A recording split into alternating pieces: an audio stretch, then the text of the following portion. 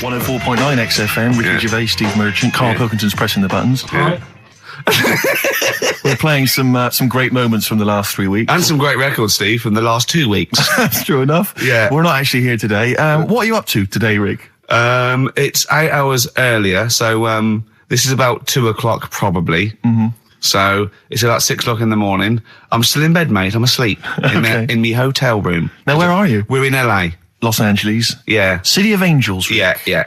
City of Angels. Yeah. And so that's what we do. We're doing stuff like that. That's why we're not here. We're not here next week either. So next week is the best of this week. All right, so here's the first bit.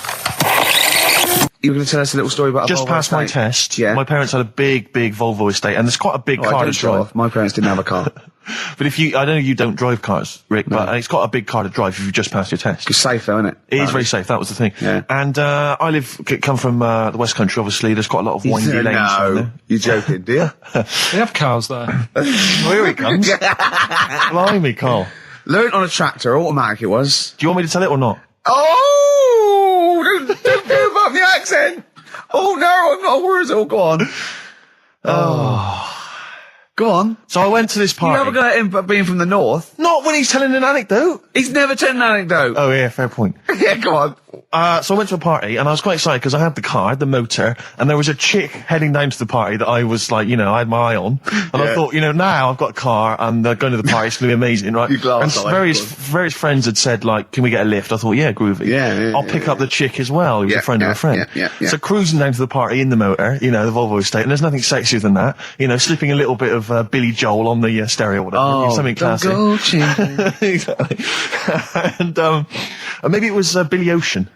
I think maybe it was quite a Billy. Maybe it Billy was thing. get out of my dreams, get into my car. Ideally. Yeah. So I get to the party, and inevitably it was one of those house parties where the chick that I had my eye on, she kind of was chatting to other guys, and she wasn't really paying attention to me, and I was sort of... Found out to get, was she again? Same old story. Oh, they make me They know laugh. how to tease, don't they, the ladies? Laugh. Who are they kidding? So I'd follow her like a dog, from room to room. Yeah. And watch her Quite while... literally, sometimes he was barking. Yeah. Go on. And while, just watch her while she talked to other blokes. And then, obviously because I was driving, I wasn't drinking, so I was not really enjoying myself. And then somebody said, should we go and pick up Vera? And I thought, right, okay. And they went, Steve's got a car, let's all leap in there, we'll go pick up Vera. And this girl was like up for it as well, so I thought, brilliant, I'll be back in the car with her, away from all these lads. Yeah. One guy she had her eye on, he came as well, I was a little bit annoyed. Yeah. But anyway, he was in the car, so I'm driving down these country lanes, just driving along, and they're directing me, they're saying, go left here, go right. And then suddenly we stop, and one of them goes, just drive into that field, this pitch black field, right? And I'm sort of, well, it is my parents' car. Just drive in the field, Steve. I'm thinking, well, I don't want to, not seem like I'm a hard, cool, crazy kind of guy, because the chick's in the car. So drove the car into the field, they all leapt out, started running off into the darkness, shouting, Vera, Vera, Vera, where are you? So I'm just sort of sat there in the car, waiting. Wasn't Vera Lynn, was it? Because she likes to hide in fields. Bizarrely, it wasn't. Right. It was just, I was just left in the car on my own with Billy Ocean, and suddenly, out of the darkness, they come back holding a Vietnamese pot-bellied pig that they had stole from a nearby farm, and they knew that the pig was called Vera because someone knew the farmer or something. Anyway, so they got this pig, so now they're going, I'll put the pig in the back of the car, we'll take it back to the party, it'll be hilarious. I'm thinking, well, I'm not sure I want a pig and all its, piggy crap in the car, right, crammed in there. But they say, yeah, so obviously I'm thinking again, I don't want to look like I'm, a nerd. I'm terrified of that, Rick, ever happened. Yeah. So, So you go, hey, bring the pig into the car. Exactly. I'm no nerd. Exactly. Yeah, go on. So now we drive off again. I got this pig kind of screeching in the back of the car. And, they say, stop again. Let's do some cow tipping. And they do that old thing, about the fact because cows sleep standing up, don't they? So you can push a cow over and stuff. Yeah. So they're having a wild time, hilarious. So this time, now we get to a sort of dead end in the road. And, they say, well, turn around, let's go back to the party. And I'm thinking, fine. Try and do a 3-point turn in this very narrow country lane, right? Get the Volvo estate wedged horizontally across the road. Can't get it out, just can't seem to sort it out. I don't know what, I'm panicking because there's a pig in the car, right? And, local disgruntled farmers, right? People drunk, partying, probably off their head on some kind of weed, Rick. Was it loads of blokes with, pitchforks and flaming torches Exactly. going, burn him. He's playing with our pig. Exactly that. And so that, I was so terrified that all I could think was they're going to have to send a helicopter to lower a magnet onto the top of the car to lift the car up and put it the right way around. You used to read a lot of comics, didn't you? Yeah. So, do you know what I started doing? What? Crying. Did you really? Yeah. Why? So started crying, just very slightly, started getting upset. And the other guy that the girl fancied, he had to get into the driving seat and sort it out for me by slowly edging forward and backwards. That's the worst bit of the whole story. Yeah, edging slowly back and forwards. He just sorted it out, just slowly worked the car back round, and then we were off. You were just gently weeping. Just gently weeping in the back. The bloke had just taken the bird that you saw from a distance. Exactly. That was basically your wife in your head by then. Oh, yes. Was it? I can't We believe were it. happily married with a pig for a child. Don't joke, that could happen. I know. The pigs come, if you like. Sorry? What did you say? What did you say? What did you say? When you do what, Karl? What? What did you say? No, what did you say? Because I don't want to have to go to the radio authority again. What did you say then? Just remember. We are going out live, Karl. Yeah, remember Tom Binns, right? What did you say? What I'm saying is, why were they shouting Vera? Because pigs don't come to the name, do they? Hey? I don't know the ins and outs of pig, of how to lure a pig into your trap. Can I just tell you some very, very interesting things about pigs? Please do. Right. One, everyone knows they have a corkscrew-shaped penis, right? A corkscrew-shaped penis. That's the tail, isn't it? Two, they can't look up. They can't put their head back and look up, right? Three, they can have a 30-minute orgasm. Rick, is it only pigs that have got a corkscrew-shaped penis? No, and landlords. Okay. Very handy. Right. Here's one for you. Go on. Like insect facts and stuff. Go on. If a man was a flea... You could jump over St Paul's Cathedral. No. What? Wrong. It's gone up now. It's... the big wheel. The big wheel. It's the Millennium Wheel. Now. It's gone up now. Play a record. You're the best. Right. Here's the last clues of the year. You had... there's a load of letters there asking for advice. Put them on Claire's desk. That was F. That was for foreigner. Foreigner. I don't know what you mean. Claire Rayner. She took advice. She gave people advice. So that's a foreigner. That is shit. Right. I'm sorry. That might be Christmas. That is absolute A garbage. lot of people got the right answer. I know. That annoys me even more. The second one, ask your mum. Foreigner. Yeah. Foreigner. Second one, ask your mum if you should. That was S. That was Shalimar. Shalimar. Right? No, bizarrely, what was the clue there? Ask your mum if you should. No, we got a lot of people saying Smashing Pumpkins as the answer to that. But I don't know who's saying that to their mum. Smashing Pumpkins.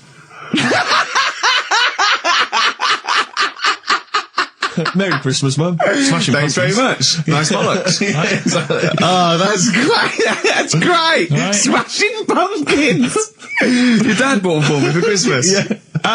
And the last one, Lovely plums. What, my Victorias? Oh, God. right, we've got to wrap it up. Come on, then.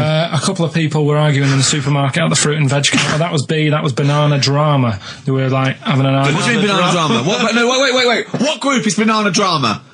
What group is banana drama? So, You're a fool. You're a twat. Well, you say that, but you accuse Karl of that. You're also accusing lots of the listeners, including the winner, Nicola Rogers, of London, and she wins those great prizes, and she got them bang on, so... Banana drama. so can we finish there now?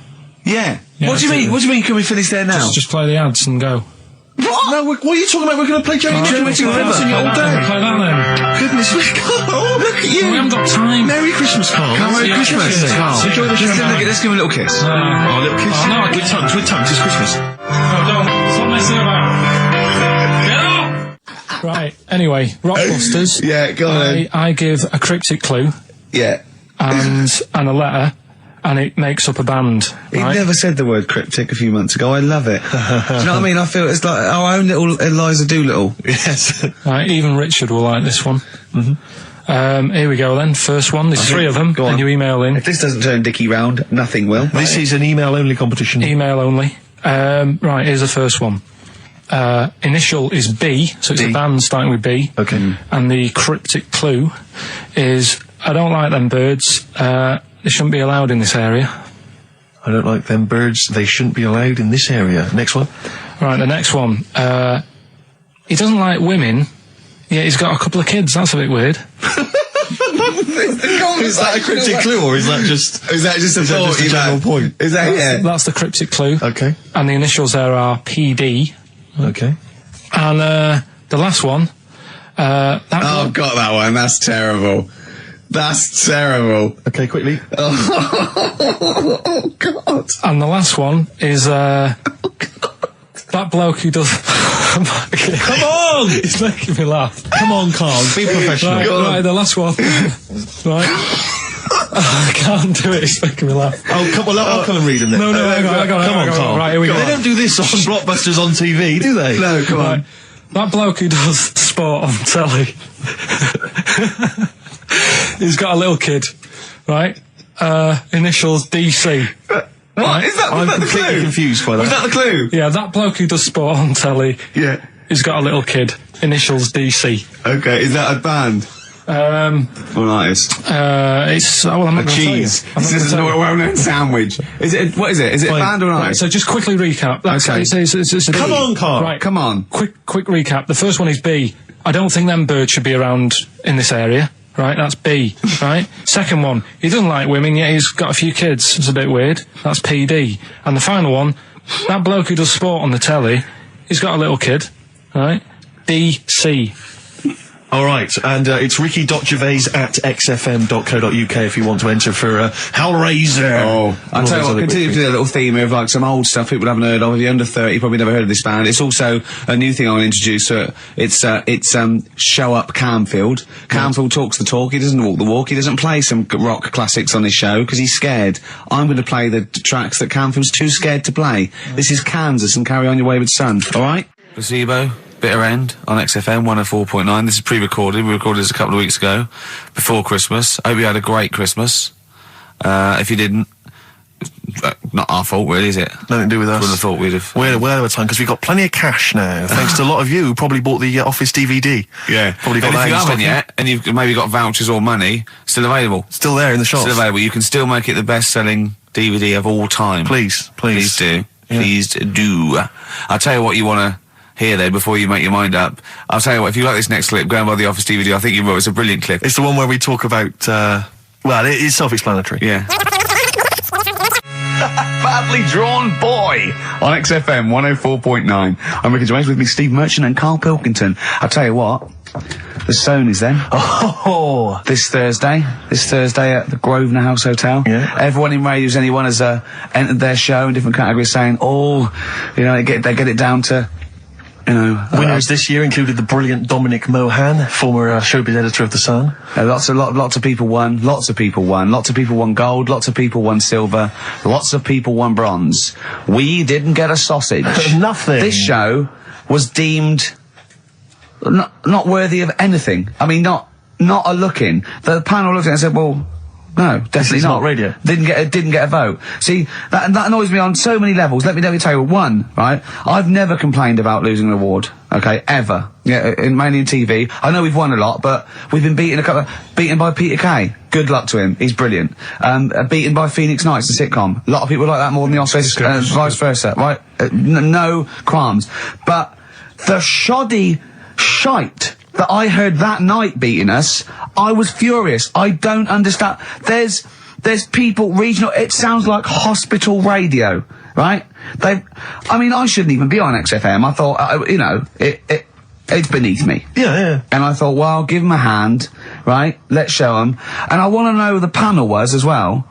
I do not believe it. How can they I was looking back over some of the shows, right, before I go, Karl, and I've just done a little excerpt of, a trailer of what we do, what we're about, and I don't know how the panel could overlook. Play a bit, Karl, please. Shaking her muff, minge and tits around does not make her a hoe, then what does? These kids at school with big heads. Karl, what are you talking about? Shut!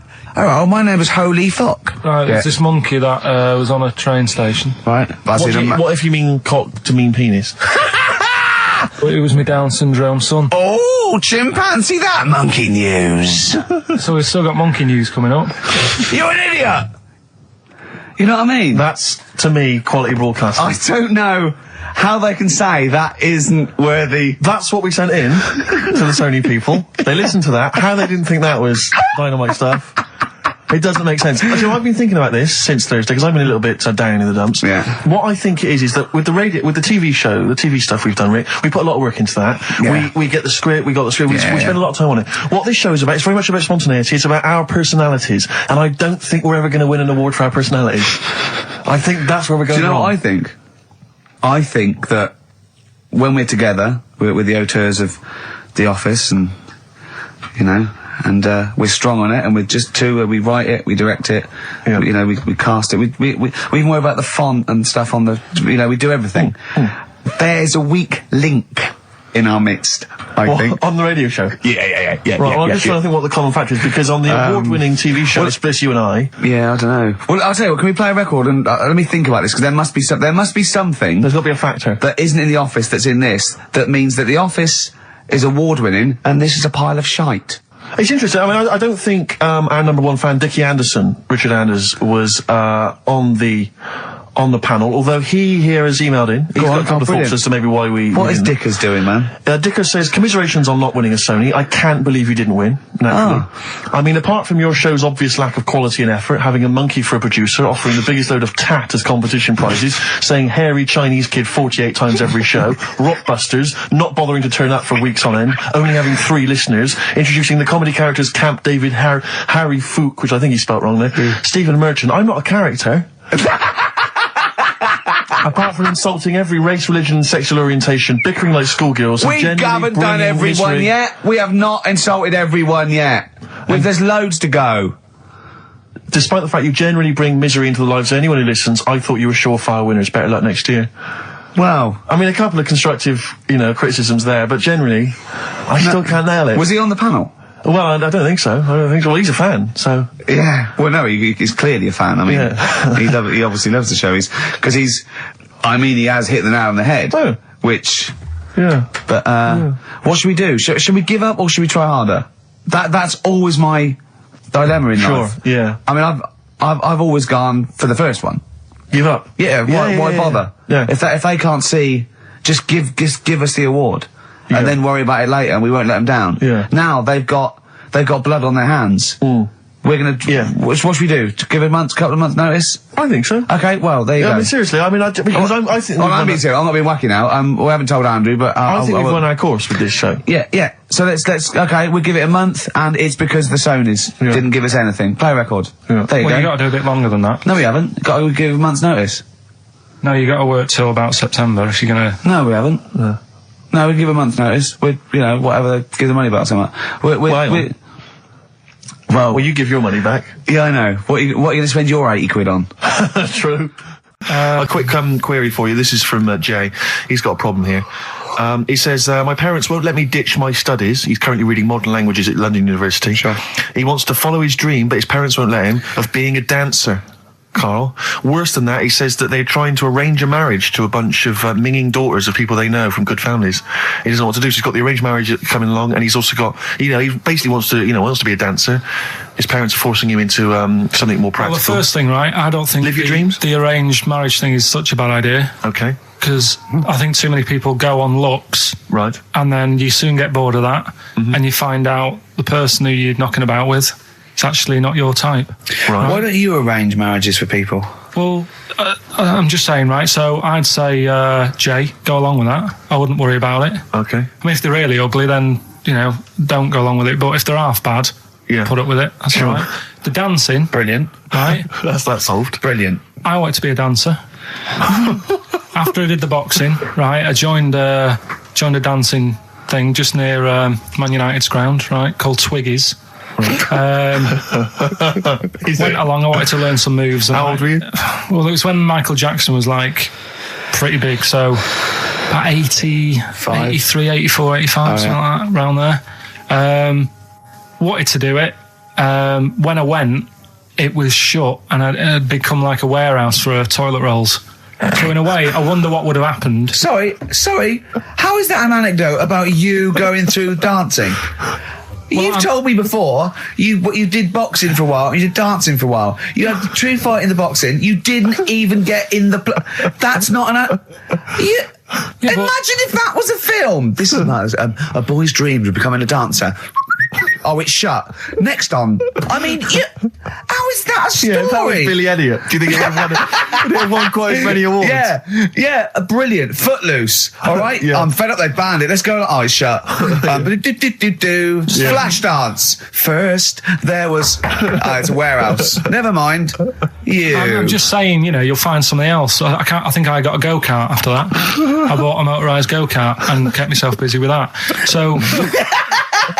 There's always other Just things. think, Alan Bennett has to sit down and really sweat over his stories. Yeah. He just opens his mouth. You are a living Alan Bennett character. So that's solved. Well, Jay, don't worry about that. There's no emotional problems I can foresee if you follow that advice. So the advice there is do an arranged marriage if she's not ugly. minging, she's not completely minging. Yeah.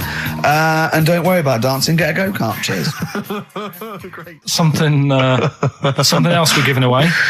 The Shining. It's more throwing away, isn't it? Once again, is it on video? Once again, it's on VHS. Just because you buy it out of your own money, Karl, stop being so mean. And I want to watch it tonight because it's one of those films that.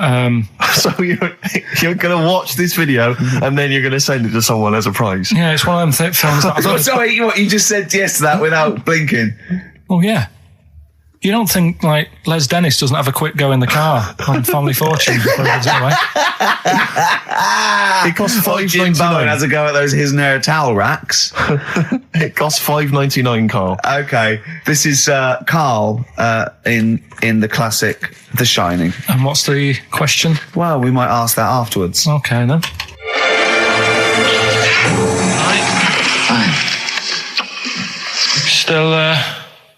Still trying to write the book then? Yeah? Yes. Good. Funny, someone told me the other day, weird thing about a typewriter, the top row of letters, the longest word you can write is typewriter. I'll just show you. That's weird, isn't it? It's just the typewriter being... You're not in the mood, are you? You're in one of those grouchy moods again, like you get into when you're writing. I'm not being grouchy. I just want to finish my work. Yeah, just being a bit funny, a bit offhand and that. Let me explain something to you. Go on. Whenever you come in here and interrupt me, you're breaking my concentration. You're distracting me. And it will then take me time to get back to where I was. Understand? Yeah, but I just was coming in to try and cheer you up. You know, I'm full of ideas as well. You know, if you're having a problem coming up with stuff, got loads of ideas you could write about. The other day I read about this airy Chinese kid. What do you want me to do about it? No, it's just that it could make a good book. Do you know what I mean? Sort of following round. That's swell. Well, I'd buy it. You know. But if you don't want to know, don't bother doing it. But do you know what I mean? It's just airy Chinese kid. It's weird because they're not normally that airy over there. Yeah, this kid caked in it. But if you don't care, I wouldn't touch one hair on his goddamn little head. You don't have to touch any hair on his head. Like I say, he's covered. Leave the head alone if you want. Touch his hands. He's totally covered in it. But I love the little son of a bitch. Well, don't go that far. You haven't met him, but I can sort it out. I'd do anything for him. I don't think you'd expect that much. Just take him to the barbers 3 or 4 times a week. You know, he's a good little kid. In fact, I'll do it. I think I'll write a book on him. Yeah? How do you think you can handle that? Yeah. You're not too busy, are you? Well, yeah, I'm pretty busy. I've got to sort out some monkey facts for the show this Saturday, but I reckon I can still... Why don't you start right now and get out of here? All right. I will. You're going to be like that? Couldn't borrow a pen, could I? See you later. There you go. Haunting stuff there. Karl Pilkington in The Shining. You know, in the film, Jack Nicholson goes crazy because the suggestion is he's maybe possessed by demons that maybe are in the hotel.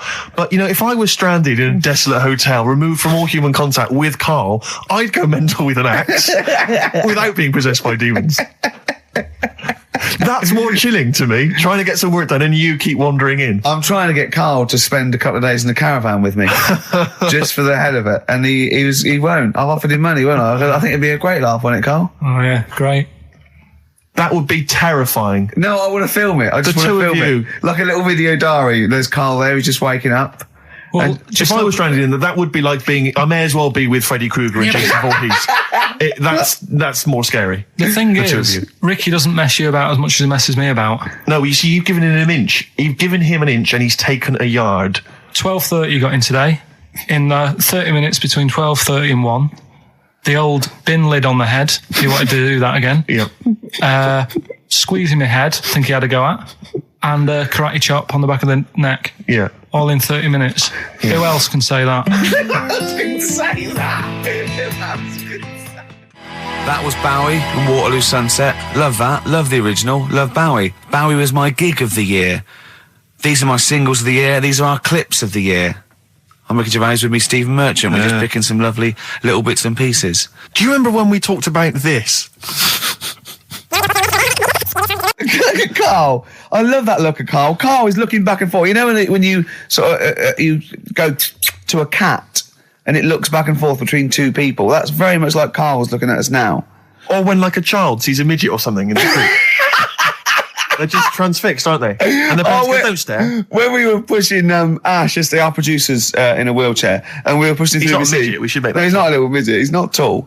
But we were pushing him through the VC, and this little kid just came up and just stood in front of him and looked at him. Yeah. I just laughed. It was funny. Do you do that? I imagine you get caught staring at things. Do you go up to people? Do you go up to people with problems and go, "Mummy, is that a monster?" Well, I was telling you one about when I used to go with my dad in the taxi. Oh, yeah. What Tell us this story. Well, Your father was a taxi driver? my dad he had loads of jobs, which he did back then, and they don't do that anymore, do they, people? They don't Have a variety of loads jobs? stuff. Sure. But at one point, he had a black cab, and I used to go with him. Used to get a beer crate and put it in the front of the black cab, and sort of sit just next to the meter. And anyway, we got this call, and the guy on the end of the radio said, "Oh, you've got your son with you, haven't you?" So he said, "Yeah." So it's just like, we've got to pick up at number 11 Village Lane or whatever. And I said, all right. And it was this woman. It was like a woman version of the Elephant Man. Wow, the Elephant Woman. Yeah, it looked like... it was really strange because I was in the front of the cab, and when you're a kid, if something looks odd, you're a bit scared of it, aren't you? Yeah. And my dad was like, look, be all right.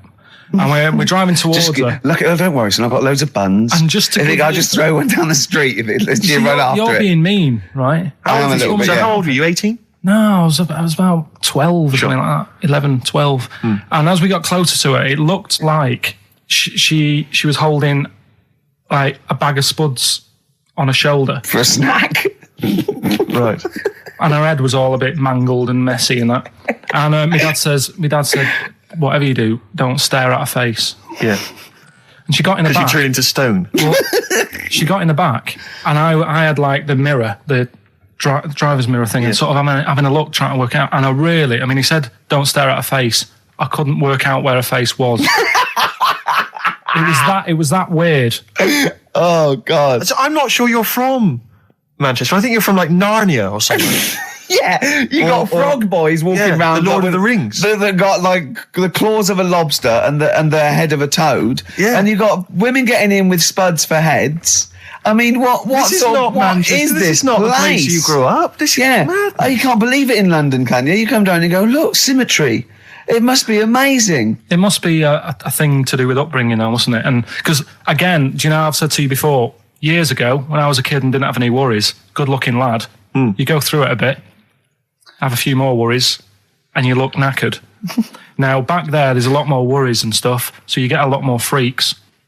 Whereas in London, everyone's like happy, aren't they? I love the fact that stress can cause your fingers to fuse and your heads to grow. No, but if she must have been really stressed to have a head. Yeah. She was she an accountant or something? You know what I mean? But what did she do? What did she say? Where was she going, by the way? She couldn't speak. London Zoo, please. I think she was going to like a the pet fair. shop. Seriously, honest to God. On my mum's life, she was.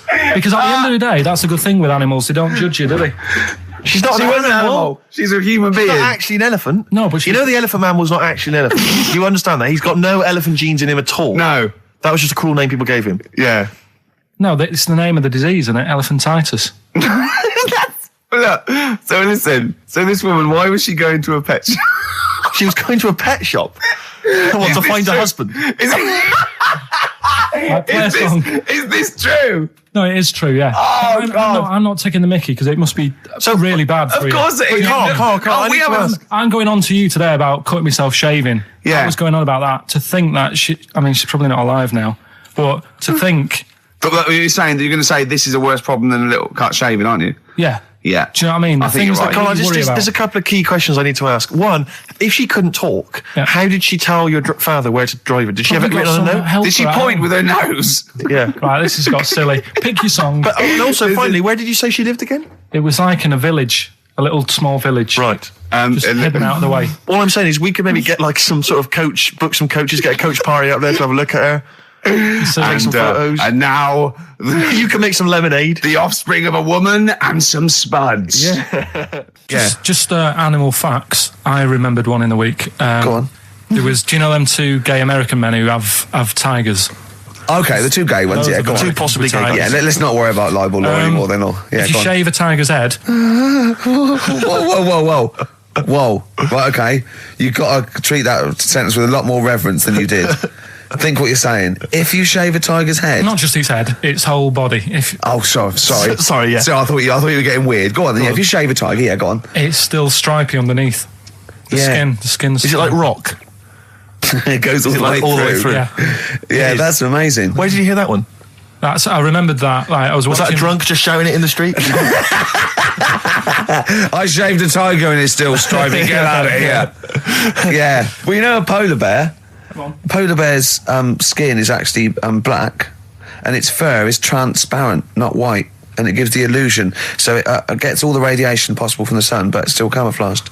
I didn't understand that, Rick. Sorry, you lost me. If its skin's black, a polar bear's skin is black, and its fur is translucent, and its fur is translucent. So why is it white when we? Well, it's just because the light hits it and the sun reflects on it. Yeah, and it makes it look white. Yeah, so if you look at each individual hair, it's actually translucent. So at night it would be black.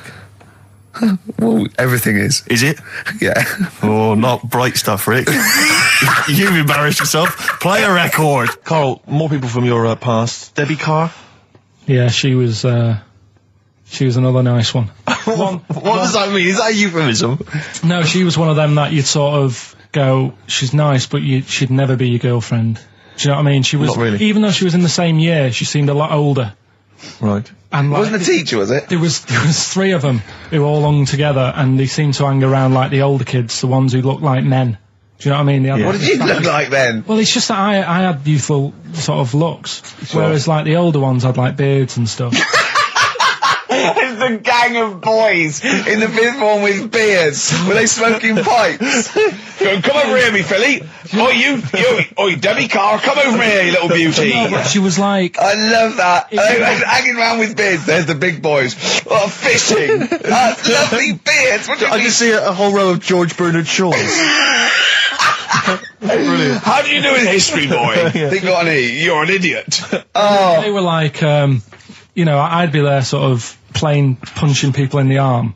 That's a great game. Oh, I love that, punch people in the arm. Is that part of the Olympics now? it's I think it was exhibition this year. Right. But it's going to be a pro next It's going to be the Winter Olympics because you've got to do it in just a cap sleeve shirt in winter. Yeah. So you're playing that? She, but whilst I was she didn't appreciate that. She used to go, ow!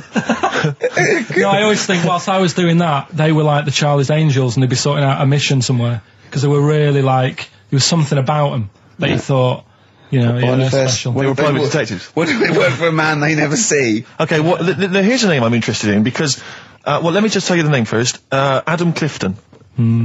Oh. Go on, what are your thoughts on Clifton? He was one of them kids, he was alright, but he had that thing when, if you didn't have enough milk, he had like, wrinkly hands and... like white bits in his nails. Oh, because he didn't have enough milk. Yeah. So therefore, you didn't like him because you didn't get enough milk. This is not to be confused with the two people with the big heads and the webbed feet, is it?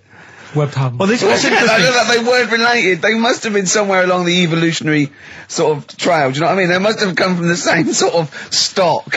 But you wouldn't have liked him. It's just one of them people. He was all right, but. Ash, and sometimes lovely song. Got to apologise to our producer there. He was worried about there was nothing wrong with it. It's just like saying You like watching birds in the garden. It's just that I think you're better than that. I know, it's cheap, isn't it, to say, like, I like tits. Yeah, I like cocks. So are we a bit more literary now? One of my favourite things is Fanny by Gaslight. Really? That's interesting. That's interesting. I'm a big fan of Moby Dick. The book, Moby Dick. Yeah, not the medical condition. There's nothing innuendo. No, it's the big, horrible thing that used to swallow semen. Yeah. Now, in the winter, Steve. Go on. There's nothing I like more than to keep my hands warm in a muff. No, sure. You mean those kind of furry things that sort of classy-looking ladies? Yeah, posh ladies often put their hands in. You know when you have a nice, like, a party and they're all leaving. Party, a winter party. And you might take the wrong hat or something. There's nothing I like more than to see two posh women with their hands in each other's muffs. Oh, that's always And they're going, oh, this must be yours. Yeah, that is always funny. Yeah. That's always funny. Yeah. But seriously, no, I'll stop this. You're right. I've got a degree. I just remembered that my favourite Beatles song is "Come Together." Yeah. Now we're going to stop this now, Karl, because it's childish. You're right. I've got a philosophy degree, for Christ's sake, and it's about time. Who's your favourite philosopher? Do you mind me asking? Well, I would tell you, except when I have a talk about it, I go into a Cockney accent. Really? So it can be like my favourite philosopher. I like a bit of Kant. Right. Is that Immanuel Kant, Yeah. the philosopher? Yeah. That's strange. Yeah. That's strange. What's his name again? Kant. Oh, yeah. Yeah. That can be weird. Can be strange. Look at Karl's Look at face. his face. Look at his face. Join in, Karl. Undo your trousers. Just We'll let be it like hang Stan out. Let your Boardman cock hang when he out. told the Fokker joke. Yeah. We won't do local radio again for 10 years. 50 Cent in the club on XFM 104.9. We're playing our favourite singles of the year, Yep. and we're looking back over some of our favourite clips of the year. Did you have to have that thing done where they say, what side do you wear your member? What side you dress? They don't say what side you wear your member. That would hardly be a euphemism, would it? So they say what side you dress, sir. It means what side your little John Thomas leans, doesn't it, on rest, usually to the left, isn't it? Your little But do left you know, testicles. if I said to you now, what side do you wear? Hang on. Do you know? It would be left. It would be the left. That's what I mean. If standing there, right, with nothing restricting it or holding it in or holding it up, right, it sort of leans. Your one ball is sort of like slightly back and lower, isn't it? And your little John Thomas rests there, so it's left. And the reason they ask it is so they don't put the tape measure up on the left and squash your willy or touch your willy. So it's nothing to do with like, well, you'll need a bit more room of sort of more material on that side, or... Well, no, I don't think they compensate. It's just when they when they stick that up into your groin, they don't want to come in contact with your little... The thing is, I don't know what side I wear stuff on. I just sort of pull my pants up and wherever it wants to go that day. But maybe it's not big enough to sort of make any, real decision. But, like now, I'm sat here, right, with my jeans on. I don't know where I am. Well, that's clear from hearing you talk. No, but what I mean is, if a fella said to me, what side are you, what side's your member on? Member? What is this the use of the word member suddenly? I'd go... Well, it's usually not appropriate, and also, I imagine in the old days they had big baggy pants that used to sort of like hang down, and now, like with those stretchy boxers and briefs, it's sort of held up in a nice neat little parcel, isn't it? So it's probably not appropriate. It doesn't come in contact with your little snake. So, did you ever, have you ever heard that? Are you telling me a tailor has asked you that and you went, what do you mean, mate? No, I've never, I've not really had one made to measure. I had one made when I was a kid, but since then I've sort of bought a suit off the hook. But when you were saying about buying a suit, I know that question sort of crops up and I don't know what the answer is. It just annoys me the way there's no surprises anymore. Do you know what I mean? People know. What do you mean? He's going to go, right, I'm going to measure you now. Which side shall I measure? Go, well, pot luck, go on, have a look. Right, there you go. Oh, you got it. You touched me now. What do you mean there's no surprises anymore? What are you talking about? Everything you say is a surprise. Everything you say. Every opinion you have is a surprise to me. What I mean is, why aren't people just happy just to go, well, depends, doesn't it? I'll just pull the pants up wherever it wants to go. I'm happy. What do you mean? Why is this such a big issue? But Karl, when they ask you this question, they're not making a note of it somewhere. It's not statistical research to find out what the kind of common leaning is. It's a question so he doesn't touch it when he's using his tape measure. Just be careful. But he is being careful by asking the question. But what's wrong with him touching it anyway? If he's, I mean, it's only like a slight. Fair enough. But if he just sort of, knocks it a little bit, you can just go. Do that again? To me, it's the same as the prostate thing. It's just happening all over again. But the doctor doesn't go, what side's your arse on, sir? Trying to avoid the arse. He wants to go, he knows where your arse is and he's aiming for it and he wants to get it up there. He's aiming for it for a good cause. This little fella's going, well, I've got to measure his leg. I don't want to touch the knob. I'll just ask him, sir, do you mind telling me where your cock is so I can avoid it? It's a big difference. But like I'm saying to you, I'd have to have a look first to let him know.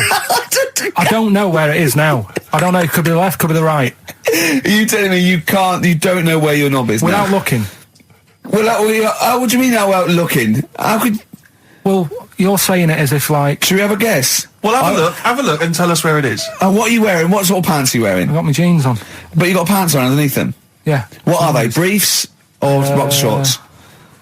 Boxer shorts. Boxer shorts. Well, it's probably free, but the jeans are probably strict in it. I think it's probably either in the middle, dressed in, or just slightly to the left. Have a look. We'll tell the listeners after the break where's Karl's knob. It's a good competition. Oh, brilliant! We've got to send this to the Sony Awards people. Well, big question. Where was Karl's knob? That's what people have been hanging on for. Yeah. Where was it? Well, I can't believe people have been texting in. Hey, well, guessing where it is. People saying, is it in the middle? Is it in the left? It cost them 10p. It cost them 10p to find out. Just wait, I'm going to give out the answer. You don't win anything, right? Like, strike it lucky. Right? Bottom or middle? Right. It was to the left. Oh! Yeah.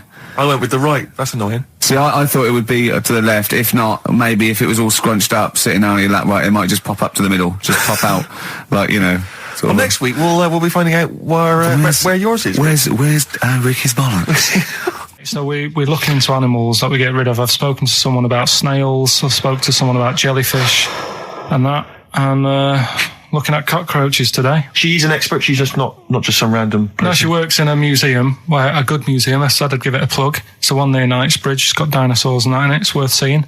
Natural History Museum? Yeah. So, It's not sure. He's not sure. This is what happened.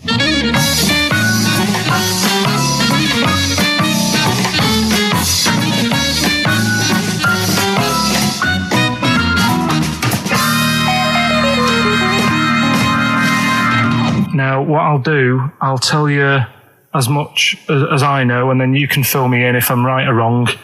And then at the end of it, we'll get to the bottom of whether we need them or not. Okay. All right. So, first of all, the first thing that I found out is that they have 18 knees. That's not exactly possible. They're insects, so they have 6 legs. Yeah. And a knee is usually the junction between femur and tibia. That's sort of classic human knees and every other animal knee. So with 6 legs, you can only have 6 knees. Could somebody sort of got mistaken for seeing one that was a bit double jointed? I think you're grasping at straws or something. All right. Well, we might have to come back to that one then. Okay. They can hold the breath for 40 minutes. Well, they don't do that because they don't breathe in the same way as us. They breathe through little spiracles, holes down the side of the body. So, no, they're not a very apt simile because the method of breathing is so different. What do you mean?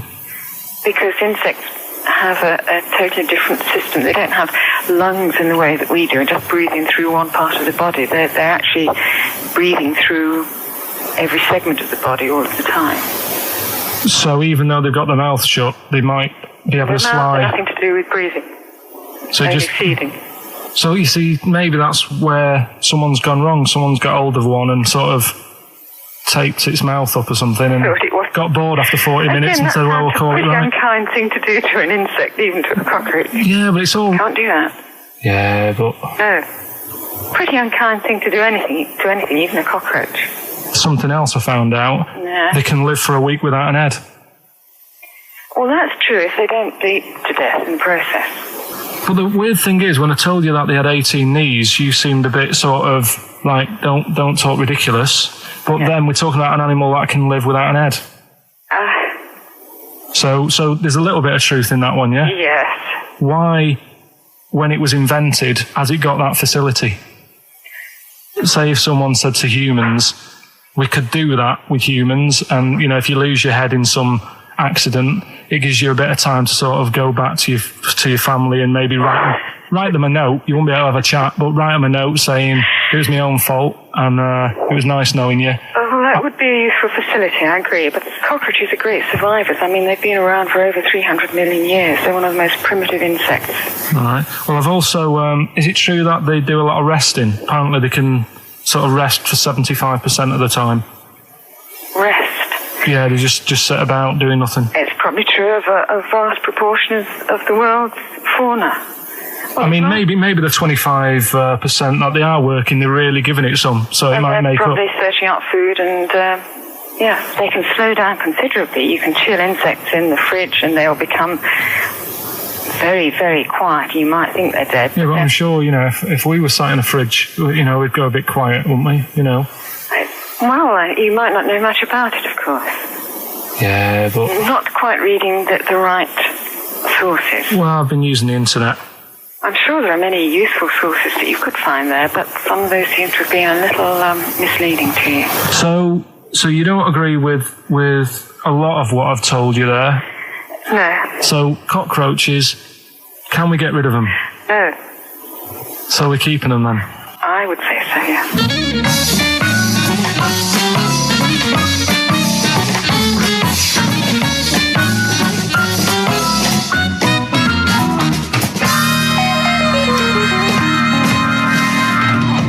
I think we should get her on more often, because she sounds like she'd be a bit of an ally, really.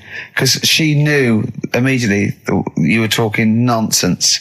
She even said, I think you should be more concerned about your sources, which I've been trying to tell you for a year. Right?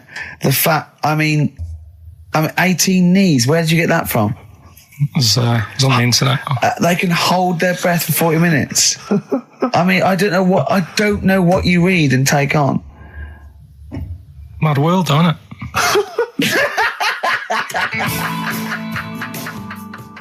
And there was also a fella in the week who said that women shouldn't be wearing trousers. Why? Because they don't look good in them.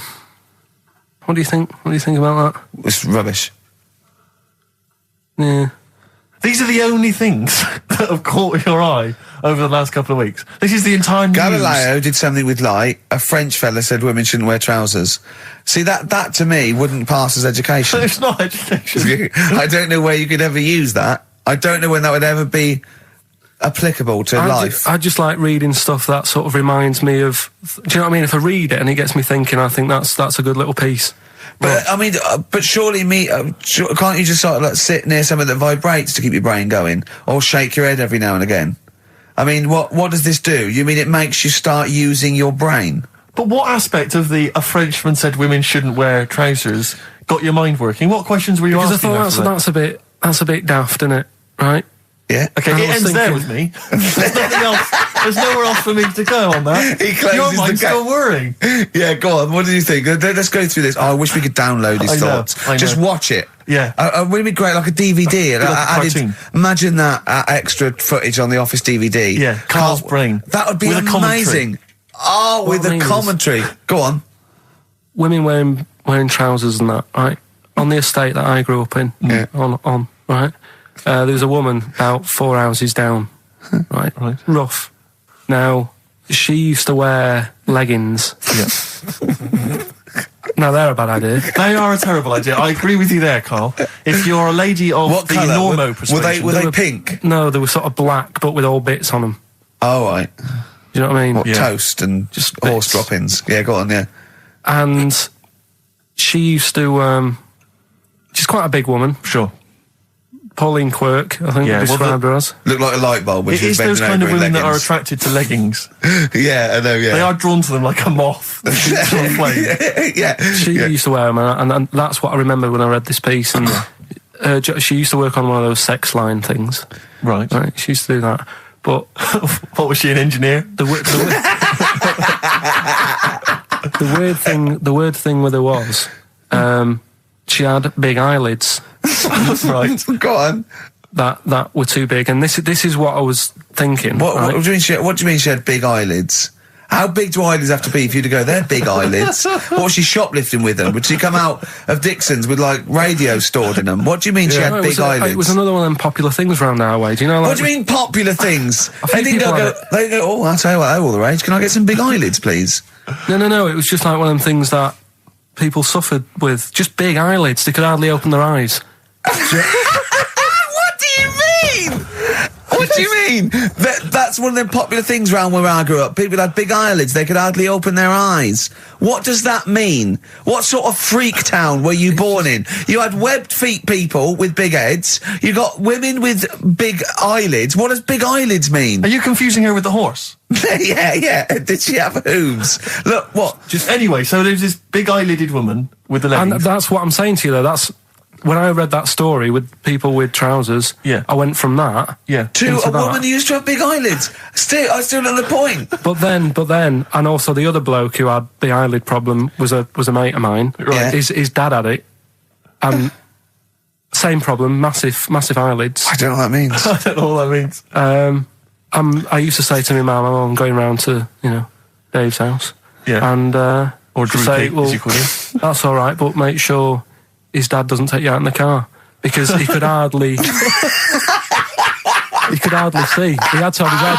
He had to tilt his head back to keep his eyelids open. Sure. Did he have a couple of matches with him at all times? What a load of gobbledygook. This began as educating Ricky. I know, So it's what, like he was people thinking, with eyelids. But it's like you're supposed to make that leap as well. Yeah. If I mention the trousers, Ricky will probably be thinking about people with big eyelids and women wearing leggings. Play a record, Karl. Travis, Level come through on XFM 104.9, Ricky Gervais, Steve Merchant, Karl Pilkington, etc. Got some great tunes actually lined up. Excellent. I've brought in some Amy Mann, some Neil Young. I'm playing my favourite Clash track. What have you got for us, Steve? I got a dynamite hip-hop tune by The Roots, which I think you'll enjoy. Love it. Got a little bit of Joni Mitchell, maybe swing that on later. Oh, excellent. I nearly brought in some Joni Mitchell. Good job I didn't. Yeah, exactly. It wouldn't have made any difference. It wouldn't have made any difference. No, you probably played yours, and then I'd have been told to go away. Karl, what have you got lined up for us as the producer? Right, well, Rockbusters. Been off this week again. Has he? Yeah. Another week off? Another week off, yeah. No, I didn't have a full week off. I had 3 days off because I was working all over Christmas. Yeah. And still didn't stop working, preparing stuff. You've got a nice load of prizes there that I've sorted out. I had to come in especially to sort that out. Yeah. Rockbusters. Did you rifle through the drawers at Capital Gold instead of down Yeah. Rockbusters, we're still doing that. You're bigging it up. Yeah. He's bigging it up. Yeah, still doing that. We've got that. Last week, we sort of changed Educating Ricky a bit. Just a little bit. Don't say we. I don't want to be incriminated in it. Well, changed it in a sense that rather than giving you too much information about different things, it's hard to sort of keep it all in. Yeah. I'm giving you sort of information on one thing. So last no, week, because some of your stuff was a little bit too intense. My favourite story was there was a blind girl. She hit her head and got better, and I couldn't take all that in at once. So you should really ration some of the education. We sort of Wasn't started last week war-related stories? Yeah, it was War. Do you think of that then? War, and do you it was think of that? Sure. 3 things. And it was the French battle. Going over the top was John's got a moustache, which you think was ambiguous because someone might have said that anyway. Well, look, you've remembered it, so it's working. So we're doing that, and last week loads of French people have just gone to war who were listening to this. Yeah. You said you wanted to learn some science this week. Did I? Yeah. so the title this week for that is I Said I Would Sort You Some Science Out. Acid, because that's... How long did that take you to come? Listen, well, people love Karl. There's comedians come to me and go, Karl's the funniest man. They absolutely love him, right? But I think we're only seeing half of it, right? If we can get him on television, his face then, when he's told me that title, was like a child at Christmas. Yeah. He was so proud of it. He was excited what I was it was brilliant. It's a bit like when a child's drawn a picture in art class. You know you've got to stick it on the fridge, but you basically think it's crap. Yeah. It's very much like that. All right, Karl? Is that good? Yes. So we'll be doing that. Do we need them? Yeah. Have you got another one? We have got another one. Looking at snails this Oh, week. yeah. Do we need snails? Do we need Because I know you're not a snails? fan of snails, are you? Well, after a bit of research, I found some good stuff out about, like, they sleep for 13 years, some of them. Yeah. And that. So we'll be looking into Ricky, you that tried later. that one. Yeah, I know, yeah. We've got Ritual, Yeah. Yeah. which is something that I told Ricky about. Yeah, well, last week's was brilliant. It's was good it? to have a flathead in India. It's good to have a flat head in India. That's brilliant. Yeah. Well, I'm that's about it. I'm gonna just play one of my favourite Smith tracks. Can I just make a request? So I'd quite like, if we've got time, to bring back, just for 1 week only, White Van Karl. Sure. Because there's some quite interesting topics this week. Oh, there's things happening in the world. There's Because some Carl things doesn't think there happening. is. No. There is a light that never goes out. What?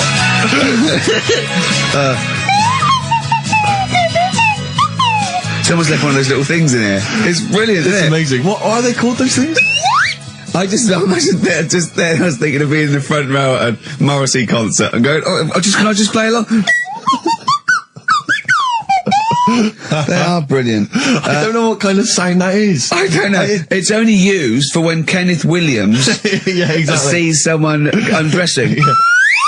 Yeah. That's the only time that is used, that noise. Exactly. That is But brilliant. it's like it was specially created for the Carry On films. Yeah, we need, I don't know what it is, but we need something when I walk in and see someone changing. Well, what about this? There is a light that never goes out by the Smiths. I phoned Karl up in the week, yeah, and I said, what are you doing? He went, well, even though it's one of my days off, I'm just doing some research on the web. Found anything and said, yeah, I'm doing science.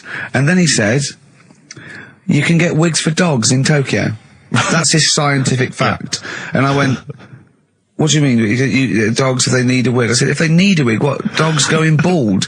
And he went, like, this is fine to him. He went, it's a stressful city, Tokyo. The world's alright with Karl. He's always got an explanation. I've only ever seen him confused once.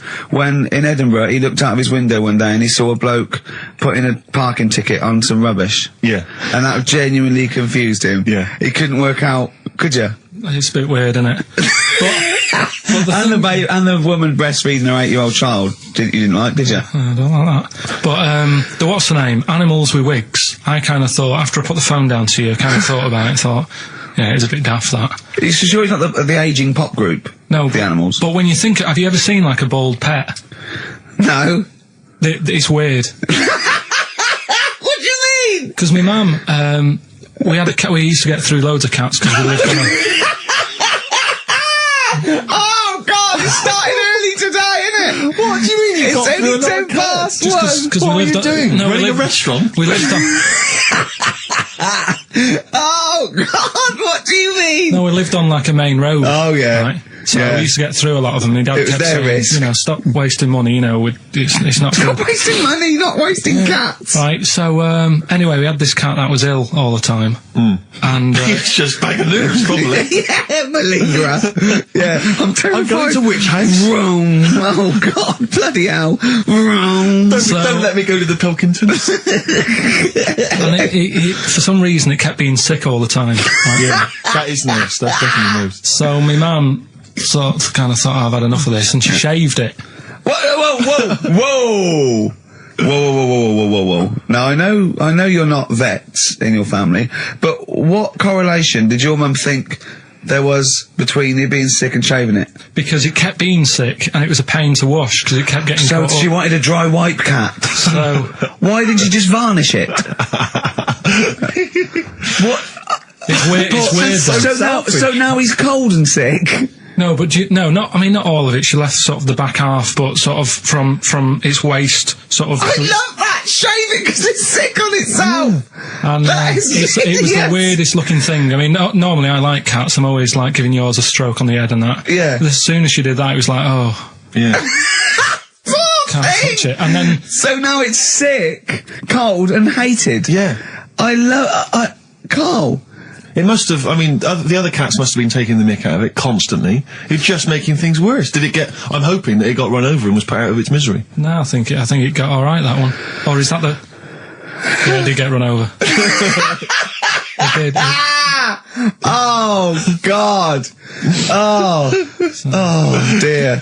How many cats do you say you got through? I'd say whilst I was living at home, I mean, it's still on the increase even though I'm not there. So whilst I was there, probably 5. God. Wow. Oh. Yeah. And were you upset each time, or you just got used to it? It's one of them things, isn't it? Like I've said before, when you first see something, it's a bit of a shock. Do you know what I mean? It's like the Elephant Man or whatever. Yeah. First time you see him, it's that sort of, oh, look at that. Yeah. Do you remember the first time you saw Steve? No, I'm not being funny. Do you remember the first... Yeah, but I've said this before, it's always, then you get used to how people look, and you don't... No. I'm gonna burst. You have to play a record. No, what? Because I see Steve's face. No, but I've got used to it. Shut up. Let You Down. Gold Rush on XFM 104.9. Ricky Gervais, Steve Merchant, Karl Pilkington. Brilliant. Rick, I was in, I don't know whether I should tell you this because it might rock you to the very core. Go on. But I was in an Indian restaurant the other night, and you've not seen the film. Have you seen the film Notting Hill? I haven't, no. Right, in the film Notting Hill, have you seen that, Karl? Yeah. Do you remember the bit, Julia Roberts plays a movie star, rather like Julia She's the Roberts. most famous... Yeah, I know and she's her. in a restaurant having dinner with Hugh Grant, and she overhears some people in the restaurant slagging her off. And saying, she's a slapper, probably all actresses are. And she's sort of stewing on it, and Hugh Grant wants to say something, and she says, no, I won't let you. And then as she's walking out, she goes and says something to them, and of course their faces drop, they can't believe it's her. Anyway, I was in Indian restaurant the other night, and they were slagging you off, Rick. Well, what they were saying is they were going, Ricky Gervais, the thing about Ricky Gervais is he's just like the character he plays. Right. He's just like David Brent in real life. And I was listening in, and I was thinking, well, I want to say something. I want to go over and have a word and say, you're partially right, but I couldn't. I didn't know what to do. I didn't know what to say. I couldn't. What could I do? I couldn't really go over there and get into a rumble. I want to say, what do you mean that I'm like him? I use his face and his vocal cords, but I mean, I can't help that. But it's that thing as well of I don't know where they've got this information from. But no. Because you're not. It's so received. they're wrong. Well, so it's they've received it from somewhere, or they've read it or something. It's just, but I don't know. I mean, I can't really be annoyed that they're just wrong. But it was very weird. It's like being annoyed at a vicar believing in God. I can't get annoyed with him. I just don't believe. But because obviously they didn't recognise me, it's rather like, when they talk about that idea that if you could go to your funeral, what would people be saying about you? It's the closest you could get to that. That you can hear what people are saying about your friends. But why don't you, to get around to that, you go, he is, What do you think of the other fella sometimes with him? That tall fella, he's good, isn't he? Yeah. I know. It's a shame actually because, on the occasions I do get recognised from minor appearances, I never get any cool fans. I just get the nerds. I get the real nerdlingers. I don't get, beautiful women coming out. You're putting them off, though. You're putting them off. You've got to take what you can. Well... but you'll have nothing. No, I know, but this girl came out the other day and she said, hey, are you that guy who's involved with The Office? I went, oh, yes, I am. She went, my boyfriend loves you, he's over here. And she pointed him out. I was devastated. I thought, I'm in here. Yeah. There was nothing going on. But there was a guy who was in HMV and he was working with the till. He'd been working with the till and he saw me. He said, would you sign this DVD? I went, no problem. I said, and I was trying to make conversation. I was trying to be frothy. And I said to him, selling well, is it? And he went, it is. Although we've had quite a lot of returns. I said, well, don't tell me that. I don't want to know that. What did he mean? That they didn't like it? And I said, what? People have been bringing it back? No, I think it's glitches. He said, they've been bringing it back. I said, what was the problem? He said, they didn't really like it. No! Yeah, some of them didn't really like it. You can get it back if you don't like it. No, I mean, I don't know whether they gave him the money back, but certainly that's what he dealt with. That's what he'd encountered. He said, we didn't give the money back, they just wanted to drop it off. What, they didn't even want the money back? Yeah, they just wanted to get rid of it. They just didn't want it in the house. It's like, I don't want this rubbish in the house. Oh, but we still get the money for it, do we? We still get the money. But Brilliant. I talked to that other time. Again, because people don't recognise me, again, I was in a record shop, there was a stack of Office videos, and this guy went by, and I sort of heard them as they went by, he went, Office, yeah, a lot of people like that. I think it's shit, when I agree. Really? And of course, again, what could I do? I couldn't say anything. I couldn't pipe up and go, well, that's sort of... I like the fact that you're always hearing these loud vocals. Yeah. What's the chance of that 2 feet? That's brilliant. Maybe everyone's always slagging it off. But it's partly, that's it. Yeah, that's partly it, but also because I keep hanging out by stacks of Office DVDs. Oh, dear. Wearing a t-shirt with a picture of you and me on it. Yeah, that'd do it. What we got to play, Karl? Something Steve wants. Well, actually, actually, I must dedicate this to someone who's emailed in. I mentioned earlier that I was going to play some of the Roots, and Joe from Peterborough is very excited about that. So this is not from the current Roots album, sadly, which I've not fully absorbed yet, and therefore don't feel I can make a decision on which track to play. But maybe that'll come. That's the sort of sometime in the future. effort and thought we put into our, picking music. Exactly. I had these cassettes still in my bag from last week. Sure. Anyway, this is from the album Things Fall Apart. It's the Roots featuring Erykah Badu. You Got Me. Let's play it. Featuring Erykah Badu. That's the Roots and You Got Me. Good. I like that one. Yeah, you've enjoyed that. Yeah, I love it. Yeah. Well, it's coming up to 1:30. And so it's time for Rockbusters. It's a structured show. It's a new leaf. This show in the new year is going to be structured. Set pieces, hitting our marks. Do you know what I mean? There'll be time checks, weather checks. A bit cold out.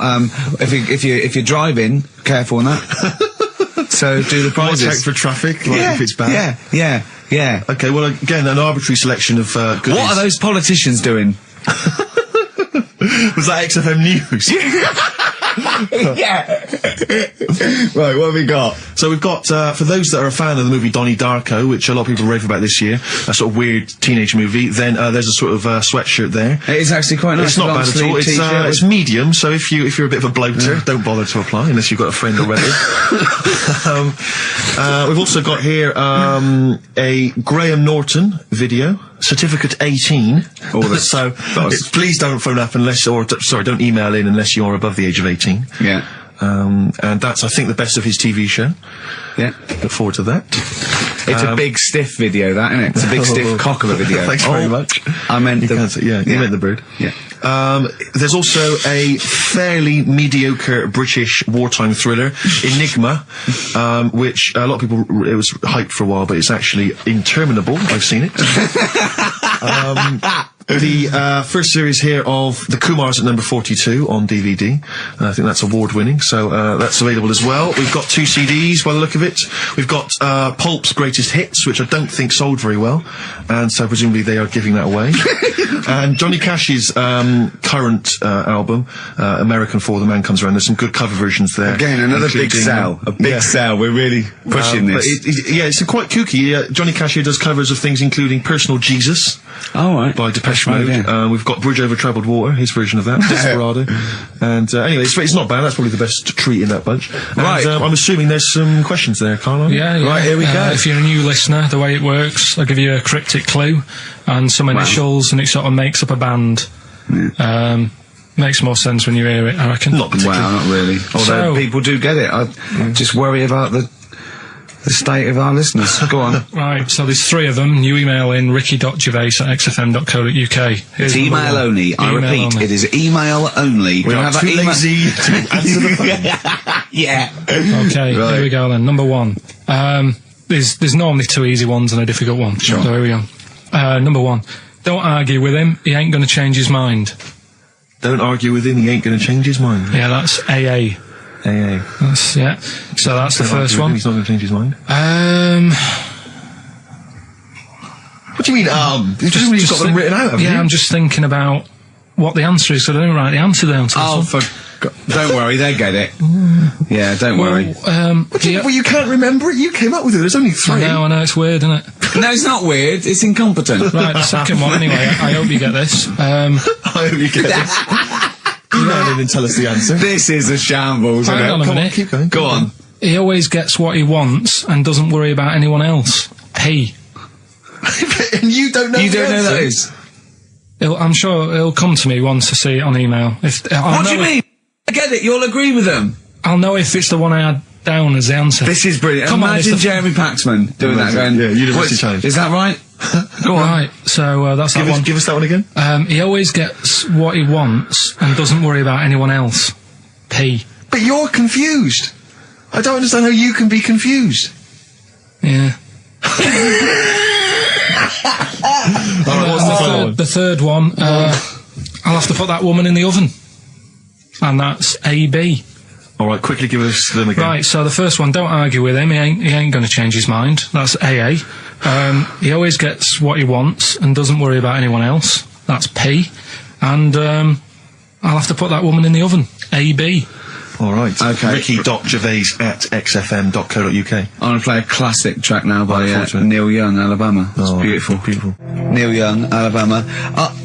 Karl is still confused. He's waiting. He's biting his fingers, waiting for an email to tell him the answer to the clue he made up but can't get. I love that as an experiment. As a I mean, that would confuse psychologists, that you come up with something that you can't get. It's brilliant. Yeah, you came up with the question, you don't know the answer. And you expect them to, but you can't, and you made it up. Look at your face, like play some adverts. Honestly, Juan, by Billy Corgan's new band there, ex-Smashing Pumpkins. Sounds a bit like them, but I like it. It's alright, not bad. I like it. You would take to know, Rick, incidentally, that someone's got the right answer, so Karl's Karl relieved. knows the answer, yeah. Brilliant. Well done, Karl. You're a fool. Right. Well, talking of which, it's a long time since we've had any white van Karl. For those that don't remember this particular hot feature, we basically ask Karl some of the questions that are asked of a white van driver in the Sun. They always have this on Saturday afternoons.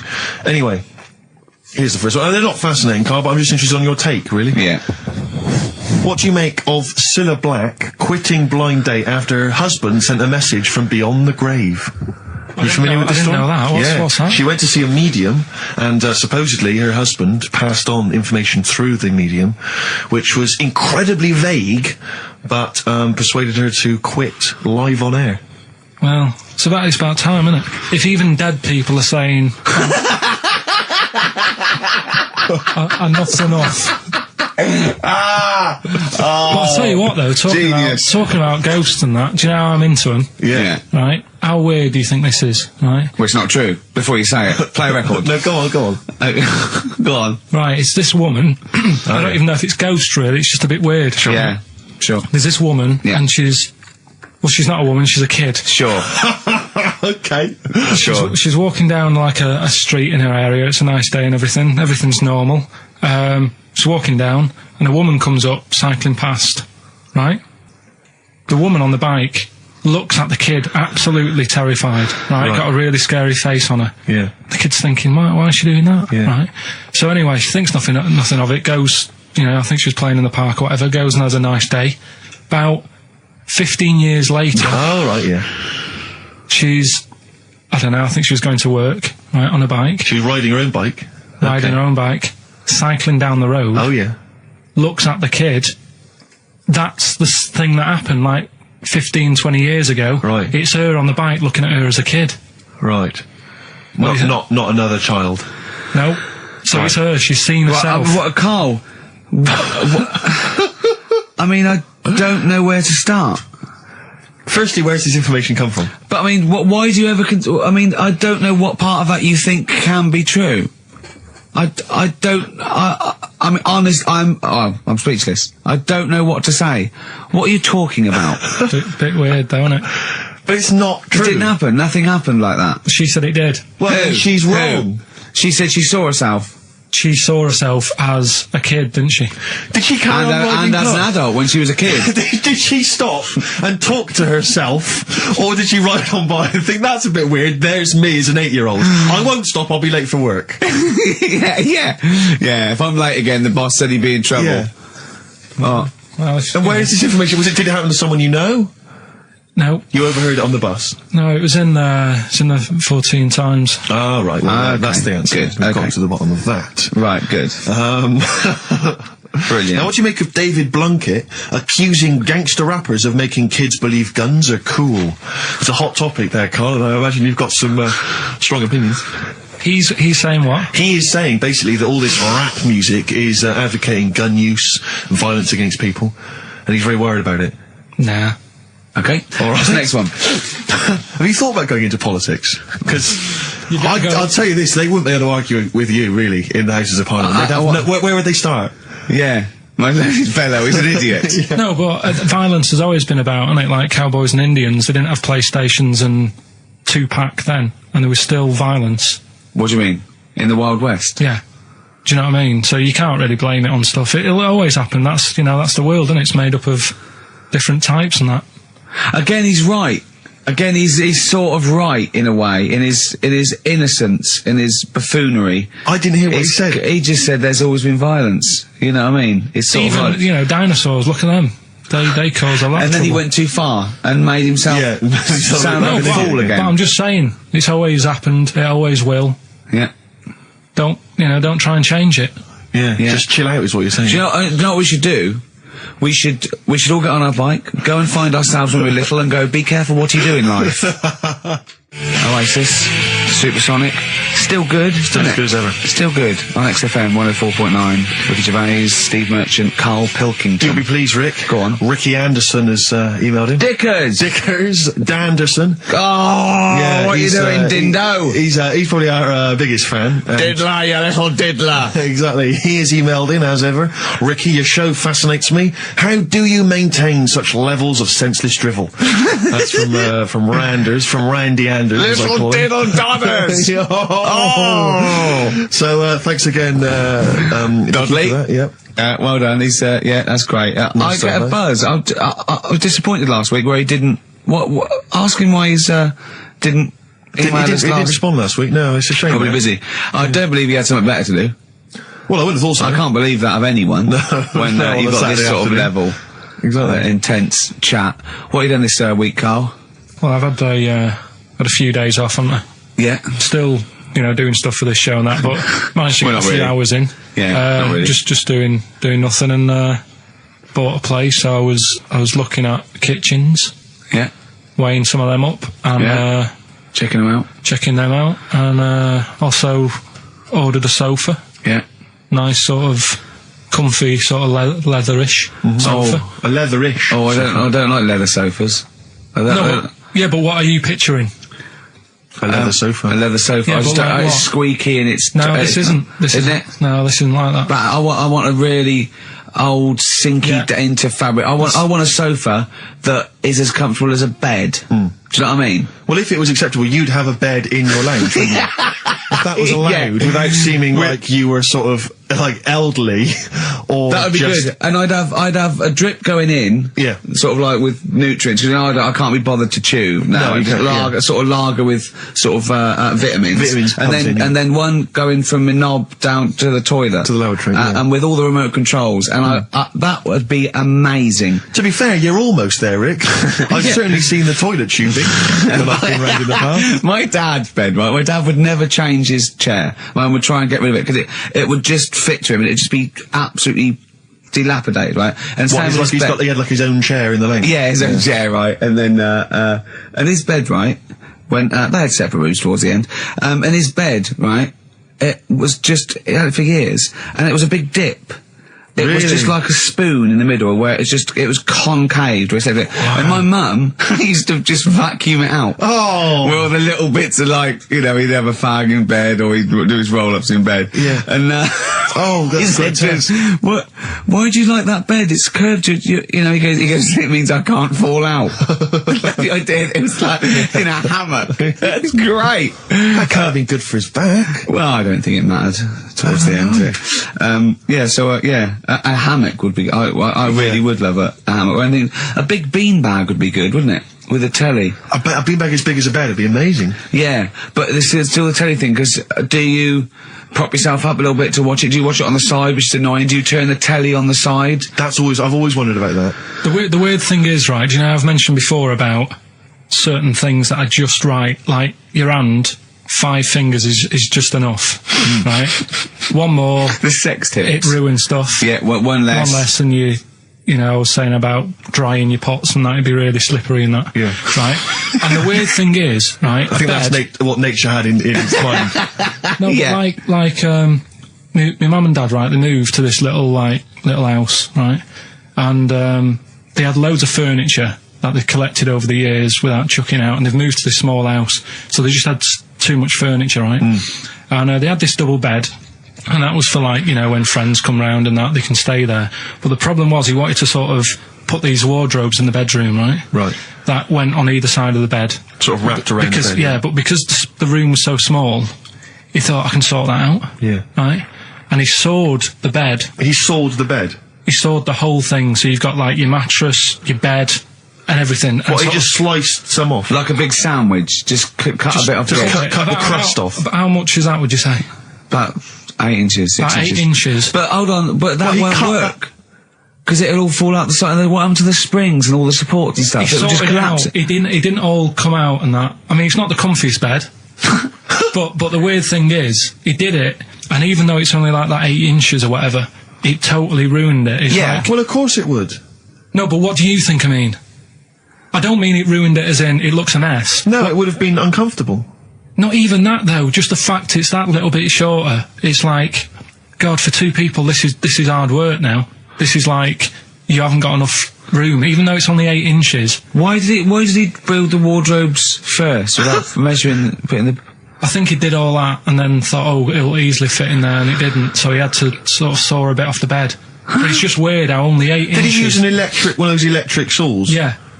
And there was just, presumably there was just kind of sort of material and wood just flying everywhere. What did he do with the legs? Did he have to move the legs in a bit? He moved the legs. Looking at it, right, once it's got like the quilt on it and everything, you wouldn't know. I was like, yeah, that's alright, you've done a good job. Yeah. And I went to bed at night, he's like, sleep well. Got up in the morning after having about 45 minutes sleep and said, something not right with that. Yeah.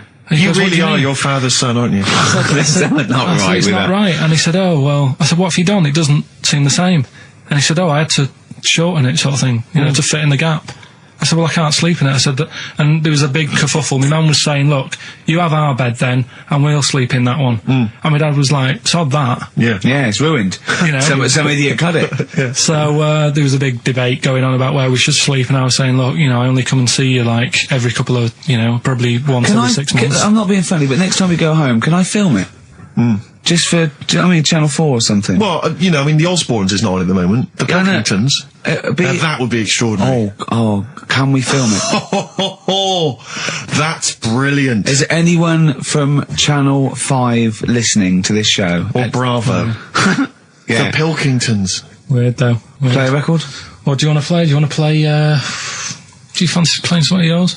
What, have we got anything? I don't know, something that was sent in to you, maybe? Oh, yeah, no, I'll tell you, I'd like to play this. Yeah, Bronze Age Fox, band from Bristol, my neck of the woods. Always working, play the tune, Karl, always working, he's always working, he's on the ball, he's on the Bobby ball.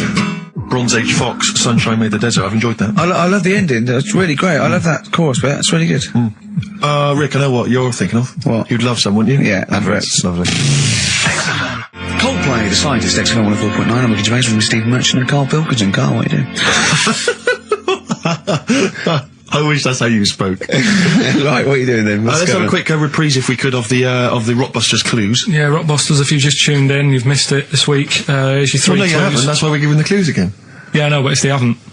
Eh? What? Say if they've been busy. Just give the clues again. First one. Oh, God. Don't argue with him, because he isn't going to change his mind. That's AA. Second one, he always gets what he wants and doesn't worry about anyone else. That's P. Yeah. And the third and final one, I might have to put that woman in the oven. AB. Interesting. Are we telling him or still? No. People have still got a chance to win those extraordinary prizes. Ricky.gervais@xfm.co.uk. We've still got features to come, though, Steve. It's incredible. We've still got Ritual. Remember last time? People in India, it's good to have a flathead. Yes. We've got Do We Need 'Em? I've got That's Ridiculous. That's a great game. What should we do next? It's too much.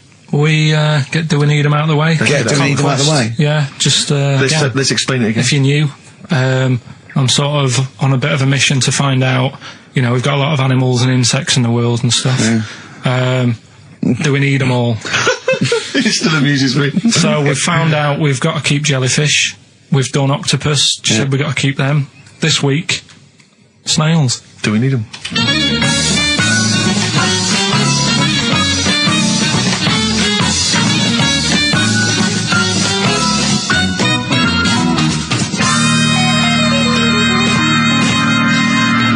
Just doing some research, right?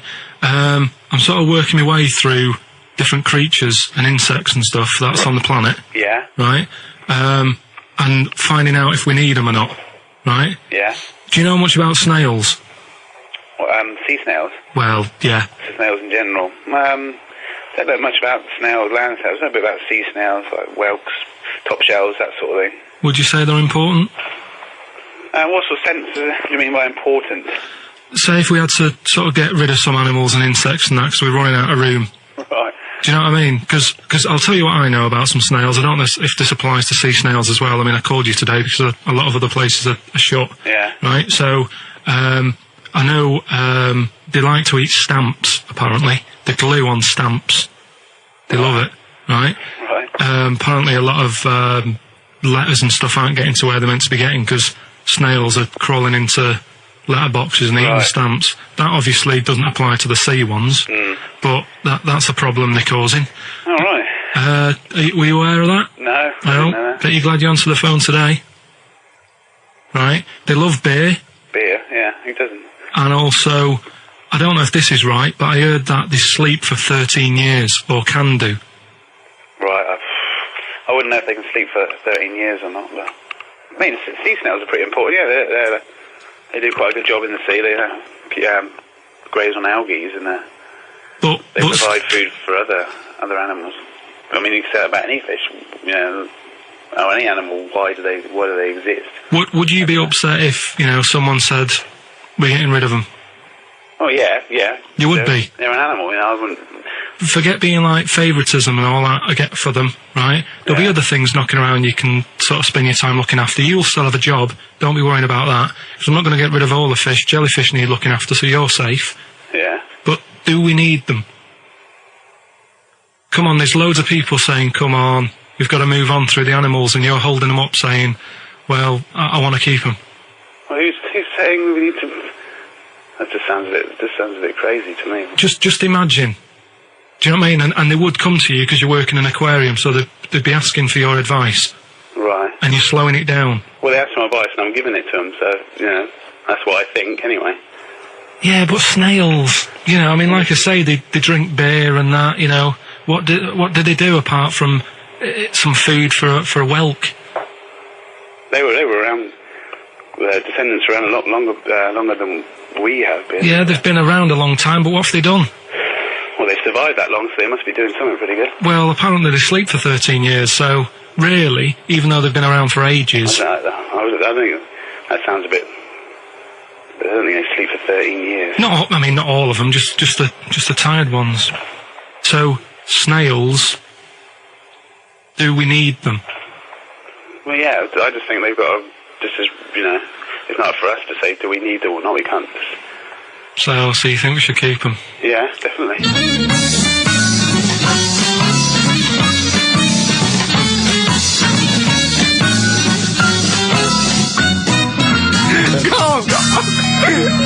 Carl, I'm proud of you. That was getting really quite annoyed. I know. What did he think he was doing? What? I don't know what you tell these people. I mean, you don't get their permission to play this out, do you? You just don't tell the them. thing is, right, I sort of told him what it was about, but we won't say who he is or where he works, because it doesn't matter. I just needed to speak to someone who knows. I know the fact that you were trying to get an answer out of him by suggesting that he would be safe, because he could look after jellyfish if he gave the okay to destroy snails. He was getting livid, you could tell. Oh, God. Brilliant. So they've been around a long time, but what have they done? Well, that was great, Carl. Play a record. Well done. That's a bit of Amy, man. Oh, I'm obsessed with this song, Red Vines. It's brilliant. I love that. Amy Man, Red Vines. XFM 104.9, Ricky Gervais, Steve Merchant, Carl Pilkington. You mentioned earlier when we had our regular email from Dickie Anderson. Yeah. Randers, as I call him. Dandy son. Yeah. You mentioned it because we didn't get anything from him last week. We didn't get anything from him last week. Anyway, he's obviously listening, Rich, because he's emailed in to explain his absence. Dear Ricky, sorry for not tuning in last week. Only I was in HMV returning the 14 copies of The Office I got for Christmas.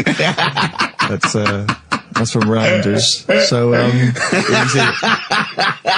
he's explained himself. Oh, he's dear. excused himself. Oh, Anders, we should get him on one day. Yeah. Right. Okay, Carl. That's ridiculous. 3 amazing scientific facts, one of which is spurious. Okay? Yeah. Okay, 1.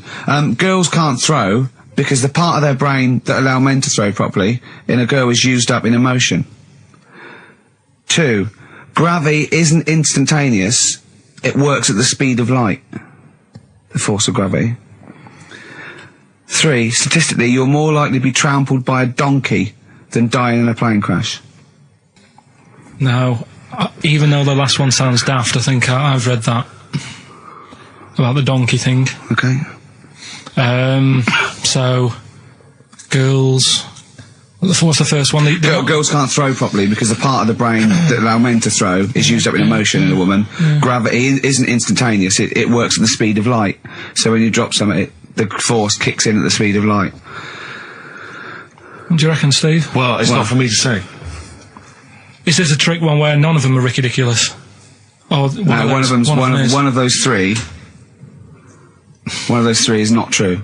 Right. Well, it's definitely not the donkey. Right. So, I reckon the girl one throwing stuff is ridiculous. Yeah.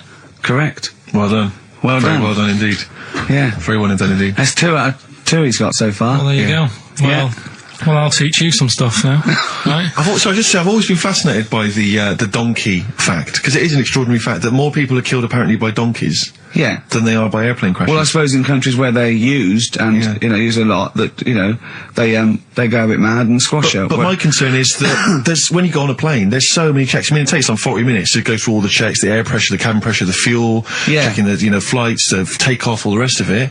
Our checks for donkeys. Nothing. Did someone close the gate? I think so. Exactly. That's our donkey checks. Is he annoyed or not? You're not working him too hard, are you? Yeah. He's got his hand. Is there two holes for the ears? Yes. Well, I think that's what's happening. I don't think it's accident. I think they're picking us off. I think they're so annoyed that a nickname for them is ass. Yeah. And they've got to wear the little hat. They've got to ride kids. Give kids rides on the beach. And now I think they're just sort of annoyed. Yeah. Maybe they're sort of just picking us off one by one. Yeah. Teaching us a lesson. If we had the same stringent checks on donkeys as we do on international flights, maybe there'd be a little less death. Exactly. Wise words. Cheers. Wise, if slightly incoherent words. Go on, Karl. Got that right. Acid. I would sort you out with some science. Brilliant. I forgot the puns in mine, didn't I? I forgot the puns. Go on. Right, so, you asked to sort of be taught some science and that last week after being taught about war, so, did some research.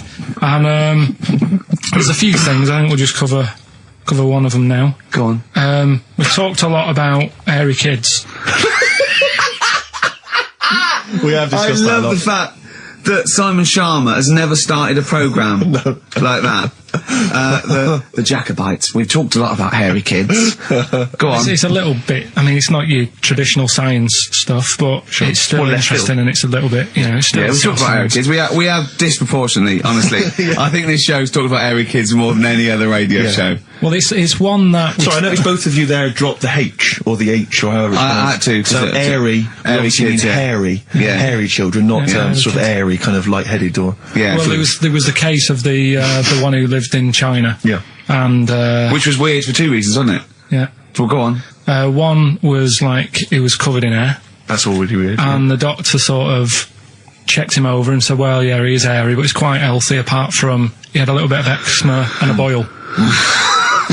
That was the main bit of the story, wasn't it? Yeah. But this one, right, we have sort of talked about it, and you weren't having any of it at the time. What? This next bit of science I'm telling you about. Go on then. Right?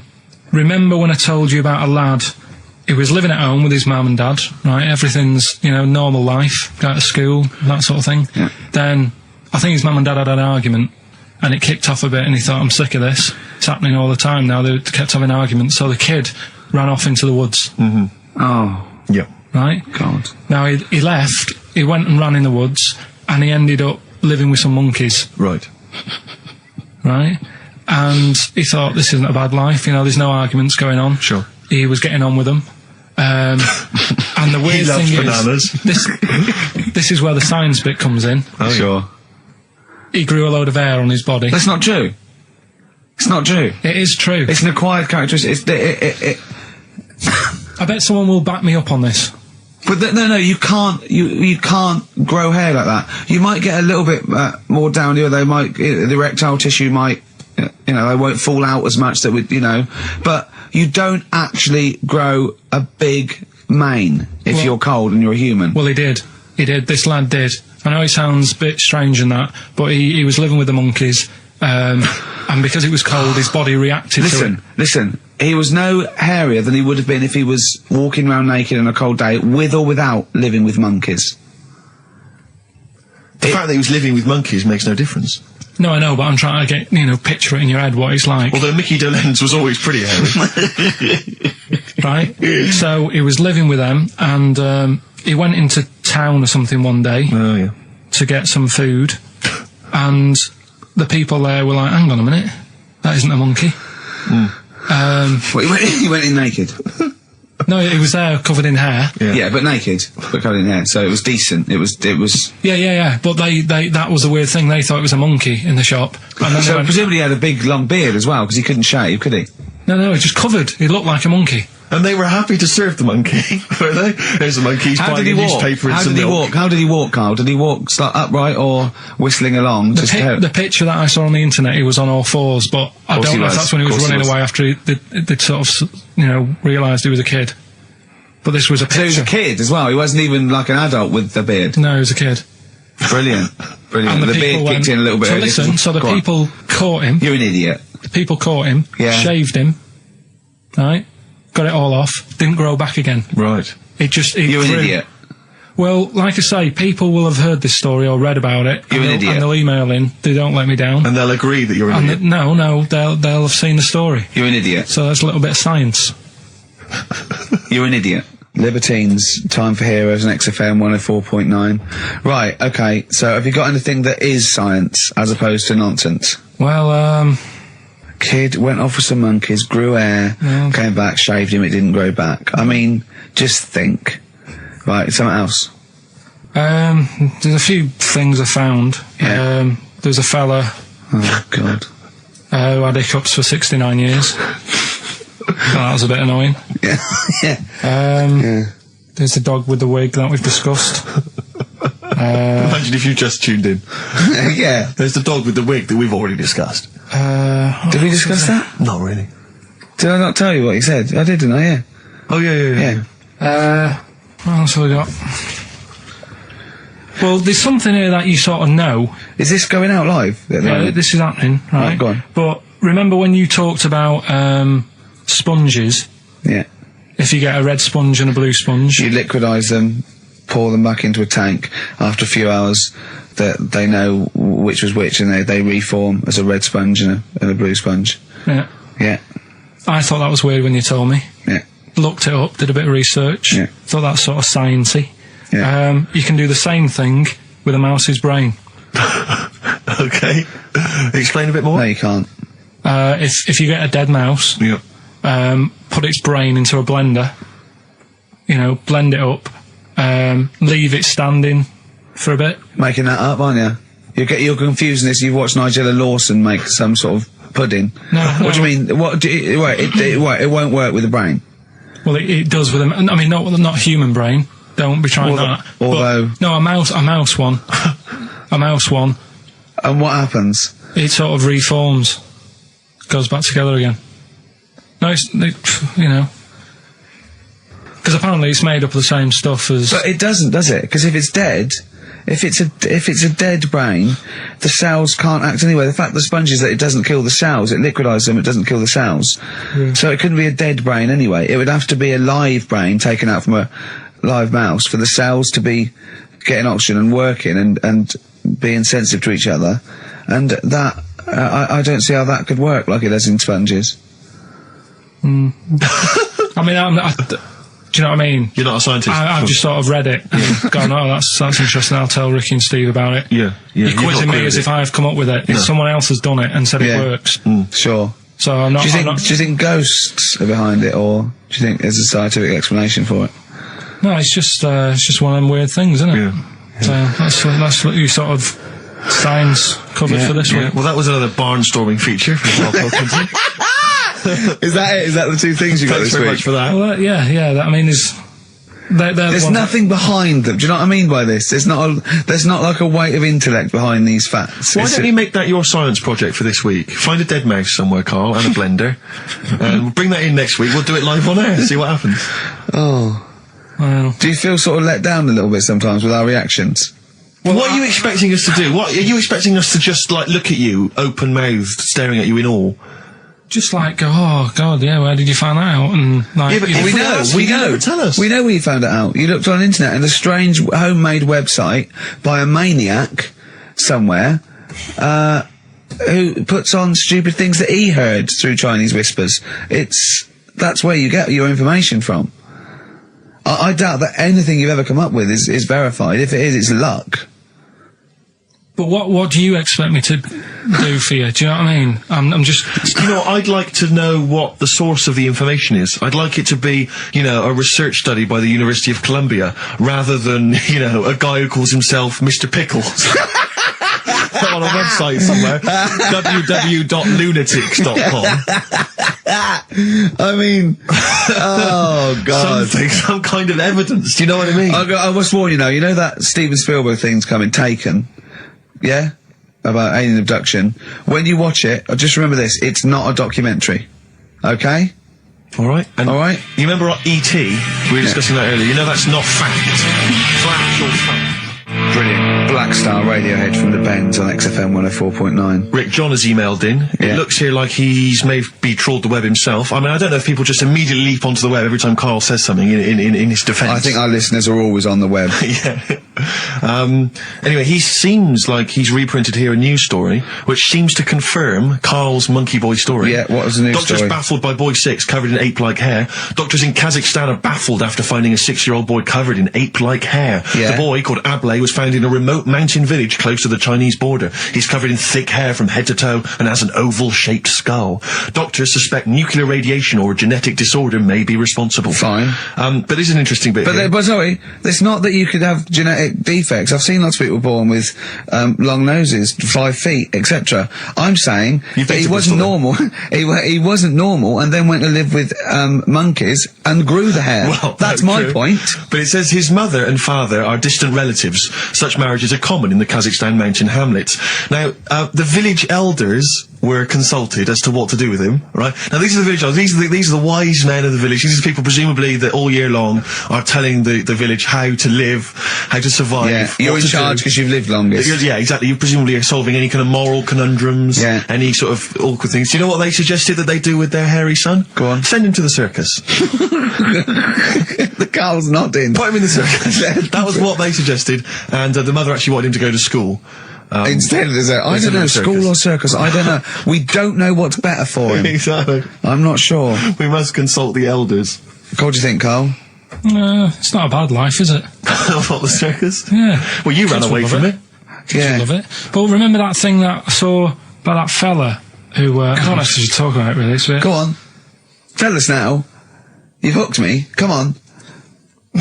You can say it. It's okay. What, are you worried that it might be insulting to someone? Well, it's not nice, but... Well, you're not taking the mickey out of it, you're telling us... Go on. It's just, it was in that book again that you got me. You know, the book full of weird people. Go on. And things that are wrong with them, and hairy people, and... Yeah. Lad with 3 legs and that. There's a fella... basically just a head and a little body on a skateboard. Yeah. Right? Picture of him having a shave.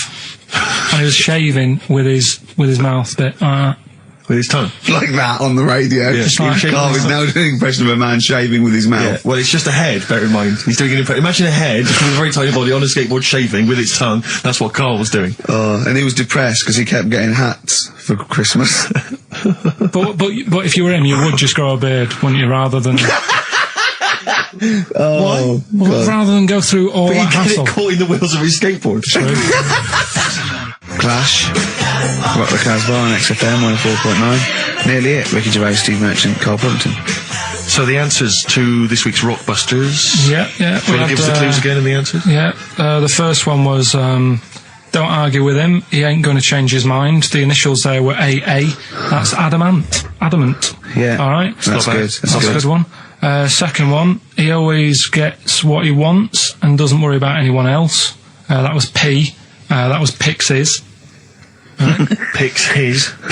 It kind of works, yeah. And the third one, I'll let you have that one. I'll have to put that woman in an oven. That was AB. That was Anita Baker. Anita Baker. It's good. Anita Baker. Anita Baker. I'll let you have all 3 today. So You've done well. So do you want to pick a winner, Steve? Well done to Mark Leder from Bow. He wins those fairly mediocre prizes. Enjoy them. Oh, brilliant. Oh, well, we've had a few laughs. We've had a few laughs, a few tears, a few scientific breakthroughs. Exactly. Gotta get a picture of Karl somewhere in the national press, just his little round head there. As an email here, Karl is trying to distract attention from the fact that he is a monkey raised among humans and horses and has failed to develop hair. It's, I can just imagine him being the second cleverest in a troop of monkeys. You know what I mean? Second cleverest. You know what I mean? So, Picking fleas out there. Oh, look at his little face. I'll tell you what. Heat, I'm gonna get a picture of you. Just put it in the radio section of Heat. This is what Karl looks like. Oh, another email. Someone said, when the monkey boy went to the shops, he was naked. Where did he keep his money? Good point. Didn't happen then. Right. Oh. So that's that. We didn't even do all. What do you mean? We didn't get round to ritual. Oh, come on, give us ritual. We have quickly. No, we have got time. Just do it. Why haven't we got time? It's 10:02. Right. Well, we've got a long track to finish on. Well, just do it. It's. Are you familiar with the place called? Go on. Easter Island. Yes. Yeah. Do you know what they do out there? Eat eggs. I don't know. Well, Go that's on. close. Go on. Right. What they do, right? There's a lot of people living on an island. Yeah. Easter Island. And to find out who's going to be running the place. They don't hold elections, do they? They have these birds that lay like expensive eggs on an island. Expensive eggs. Yeah. They lay expensive eggs. Fabergé eggs. Yeah, go on. On this island. Yeah. Easter Island? Once a year. No, off it, like about 2 miles out. Right? Oh yeah. And Whitson Island. The sea. True Tuesday. Yeah. Pancake Island. No. Steve, we'll play off No. Tell us. Right, finish it now. Next You week. don't you dare. I'll See you later. Johnny Mitchell. You. Blue Motel Room from the album Nigeria. It's the song for the ladies this week. Thanks for listening. Next week. That was the record before us, and here we are, pre-recorded, because we did this a few weeks ago, because we're not here at the moment, are we? We're away in that. I'm Ricky Gervais, with me Stephen Merchant. Hello there. And Karl Pilkington. Well, he's not actually with us. He'll be in some of the best of clips that will be coming up shortly. Yeah, this is just us, isn't it? This is just us. We did this. When did we do this, Rick? A couple of weeks back. Hold on, what is it? It's the 27th today. Yeah. I enjoyed Christmas. I loved Christmas. I loved Christmas. I had a great time. What did you get? Loads of presents. So did and I. I'm glad they made it to number one. I'm really glad. Stroke, he, she. Yeah, I'm really glad that the pop idols, Cliff Richard, Westlife, made it to number one. Bo Selector. Yeah, just delete that. Okay, well, we're going to play some of the best of, some of the greatest moments of the last 3 weeks. Yeah. Ever heard on XFM 104.9. What about this? Do you remember this one? Oh, which one is it? Alright, so, here's the first bit. Right, there was this, this is what it's like about getting presents and stuff, right? With my mum and dad. Go on. My mate, Colin, right? No, Colin Bailey. Oh, right? yeah. He had a little Sinclair Spectrum, right? Yeah. Computer, Yeah. which was like the thing to have at that time, right? Yeah. Used to always go round to his house. The deal was... Not the one you had to play through the window because you weren't allowed. No, that's another lad. Oh, right? yeah. This is a different lad. And the deal was, he came to our house, and my mum gave him a pie. And then I'd go round to his, and I'd stay there for a few hours playing, Hungry Horace and stuff like that on it. Sure. Right? Now, my mum and dad knew that I really wanted one of these computers, right? So I waited about a year. Came round to Christmas Day. I thought, I reckon might have one. Turned out they bought me the wrong one. They bought me a ZX81 instead of a Spectrum, right? And Christmas Day, I'm there trying to load the games up. It's not working. I'm thinking, what's wrong, right? And the thing with me when I was a kid, I used to get quite sort of agitated. This is the moment. Right? I found out that it needed a RAM pack to make it work, right? Looking in the thing and it's saying, and make sure you put your RAM pack in the back. And I was like, oh, where's the RAM pack? And my dad's going, I don't know, I've got you the main bit. That's it. So, I was that wound up, I just was sick, right? Just sick. I didn't feel sick or anything, I just was like, oh God, went to the sink, just sick. Because I was that on edge about it. I said, come on, we've got to get one. And my dad's like, Tandy's shut, we're not gonna get anything today. Ruined again, Christmas Day. That was after the year when my train set got blown up by our kid. The following year, no RAM pack. And now you ask me why don't I get good presents? He's scarred. He just I'm gonna die. Honestly, I'm gonna die. He's just screaming sick. Yeah. There's no ram pack. Did you get to the bottom of it? Why wasn't there a ram pack? You have to buy them separate. Oh, It's one of them cons. What do you mean I can't play Frogger? Oh no. So, wasn't there another incident when you threw up? Spontaneously threw up? Oh. Through sheer anxiety? I do get it. It's not so much now because I've relaxed a bit, but as a kid I used to be quite on edge all the time with certain things. Do you think that's what happened to your The cat wind. that kept being sick? That it didn't get the food it wanted? And it just threw up? Do you remember that? Yeah. God, so they shaved it. No, like, again, I spoke to you in the week, and I had much better things, like when I tell you about Brian Blessed climbing Everest, and for some reason it made him, it played havoc with his belly, and he followed through and he had to clean up. Shut himself? Yeah, using ice and snow. Why are you telling me that Brian Blessed, in what way is telling me that Brian Blessed shit himself once in any way educational? Because I was saying how he was climbing Everest, right? Right. I give it to him, he's an actor and that, but he gave that a go. Yeah. Right? It played... What's the point of that, you'd say, wouldn't you? You'd say, God, he's you know... So he's alright. Me doing a boxing match for no reason is rubbish, but him climbing Everest and shitting himself Yeah, he did that. is commendable. Right, and he's only going to, like, go and do it again. He's going to climb it again. Yeah, but he might not shit himself this time. Yeah, but what's the point in going? Nothing's changed up there. Yeah, good point. Yeah, It should be. Well, it has. They've probably cleared it up by now. Like, but it's slip on it. I can't even bother. Read about Brian Blessed. Is it actually true, or have you libelled No, someone else? it was an interview with him in it. And what did he say? Come on, what did he say? He said I climbed Everest and I played havoc with me belly. Let's talk about it next week. We've really run out now. Oh, you're a fool. 3 holidays Carl's had this year. Last year. Yeah. I'd love to have 3 holidays. You've got to start putting the work No, in I there. had 2 holidays No, then. you had 3 holidays. You went away with Suzanne and her parents. Yeah, well, that doesn't count. It does count. If you book 2 weeks off the firm, you go away and you go, how was your holiday? Go, well, I didn't really count. It wasn't a really good holiday. Can I have them days back, please? My New Year's resolution is to be nicer to you, but Well talk done, you've sense. already broken that. No, but talk sense. Talk sense. You've had 3 holidays this year. And I'm just saying, you're in your 30s now, and 30s is when you should be really putting the work in. That's true enough. To reap the benefits in your 40s, 50s, 60s, 70s, 80s, 90s, and 100. Karl, what's your New Year resolution? What about think before you speak? It's worth... I mean, See, I'm consider it. allowed to laugh. I'm allowed to laugh at things other people say, Karl. That one, that is a good suggestion. How was your holiday, Karl? It was all right. Right, brilliant. But that, I don't see, on the ratio of good to bad in Karl's mind, that might be amazing, because we never It might be hear him amazing, singing the mightn't praises it? of anything. I'll tell you what, can we have, a cracking little tune and then come back and hear about Karl's holiday? I'd love to do that, Let's really. keep it tight. Love to Tear Us Apart by Joy Division. Now, I can't put my finger on it, but that doesn't sound like the original. And it's off a compilation. It sounded a bit fast. I think the vocal was slightly different. If anyone can, put me out of misery, I think it might be in a session of the time or something. Karl, is it a New Year resolution for you? Another one. Maybe when we ask you to get a song, get the original single version. I could be and wrong, not some but- obscure but- session. Yeah, it does seem different, doesn't it? Very odd. Yeah. Yeah. Maybe we just remember it wrongly. But anyway, that's XFM for you. 104.9, I'm Ricky Gervais with me, Steve Merchant. Karl Pilkington. Karl, you went to Lanzarote. Yeah. People said don't go to Lanzarote. They told you it was Lanzarote. They told you, were they right or They wrong? were right, yeah. Really? Yeah, it's a bit ropey, yeah. Is it why? Just, out there. If it wasn't for the volcano they had, it'd be knackered.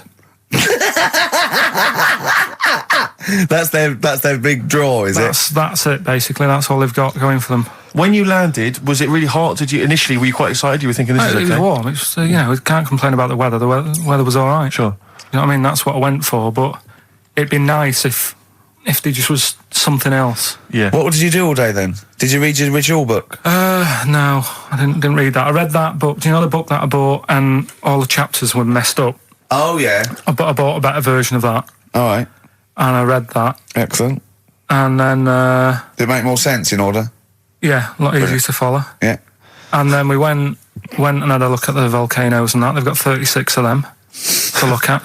How many did you look at before you realised that pretty much, you've seen one volcano, you've seen them all? Probably about 6 or 7. Really? Yeah.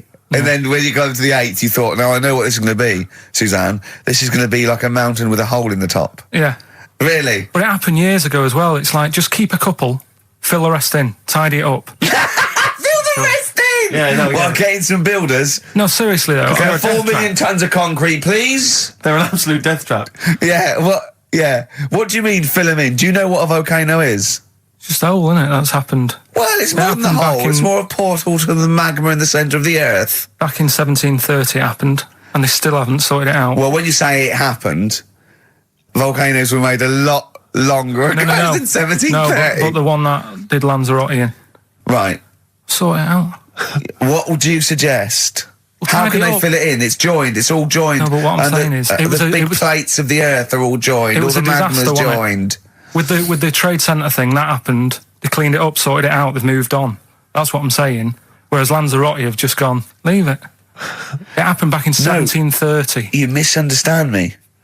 How, in the name of God, can you fill in a volcano? You ignorant twit. No, but it's not just the holes. They've actually left the lava everywhere. That's what I mean. It's not just the big holes. There's lava everywhere. But it's molten rock. They can't just pick it up like they're like a carpet. Put it in the holes. The holes are there ready. Just push it all in. That's what I'm saying. Do you know what a fable is? I've got a rough idea. Okay, it's a thing that uses sort of metaphor, analogy, just to explain sort of morals. I mean, they're very very old for a start, and it's all I'll give you an example of one. A quick one. Oh, the one about the dog with 2 bones. He goes to a dog's got a bone. He sees a reflection in the lake, and he thinks, "Oh, that dog's got a nice bone. I'll have that." And as he goes to get that one in the reflection, he drops the one he's got, and that's one about I think I was told one when I was younger. Go on. I think it was one. This young lad, he's got a dog, right, and he's about 8 years old. And this dog, he's had it since he was about 4, and it's a bit tired now, and he chucks sticks for it, and it doesn't go for it. And he's saying to his mum, "Oh, I want a new dog because this one's useless. It doesn't do it doesn't have any fun with me." So they say, "Oh no, but Rover's a good little dog. You should look after it." And he's like, "Oh, I don't like it. I want a new one." So they buy him a new puppy, and it's running around, yapping about, and he's loving it, and he's playing around with it in the grass.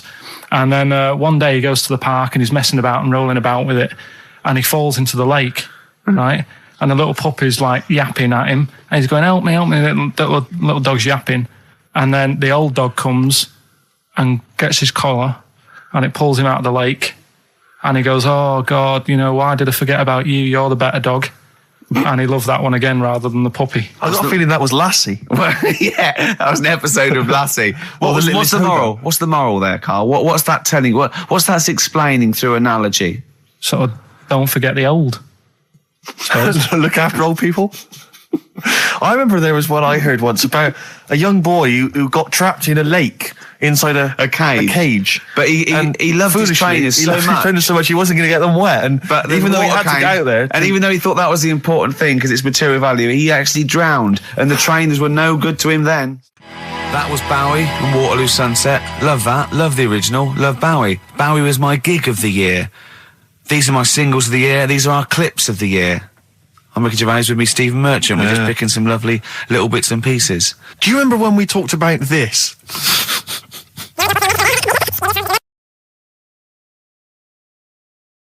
So we just had a text here that says, and I don't know what truth there is in this, as ever, but John says there is apparently a nude bike ride today in Hyde Park.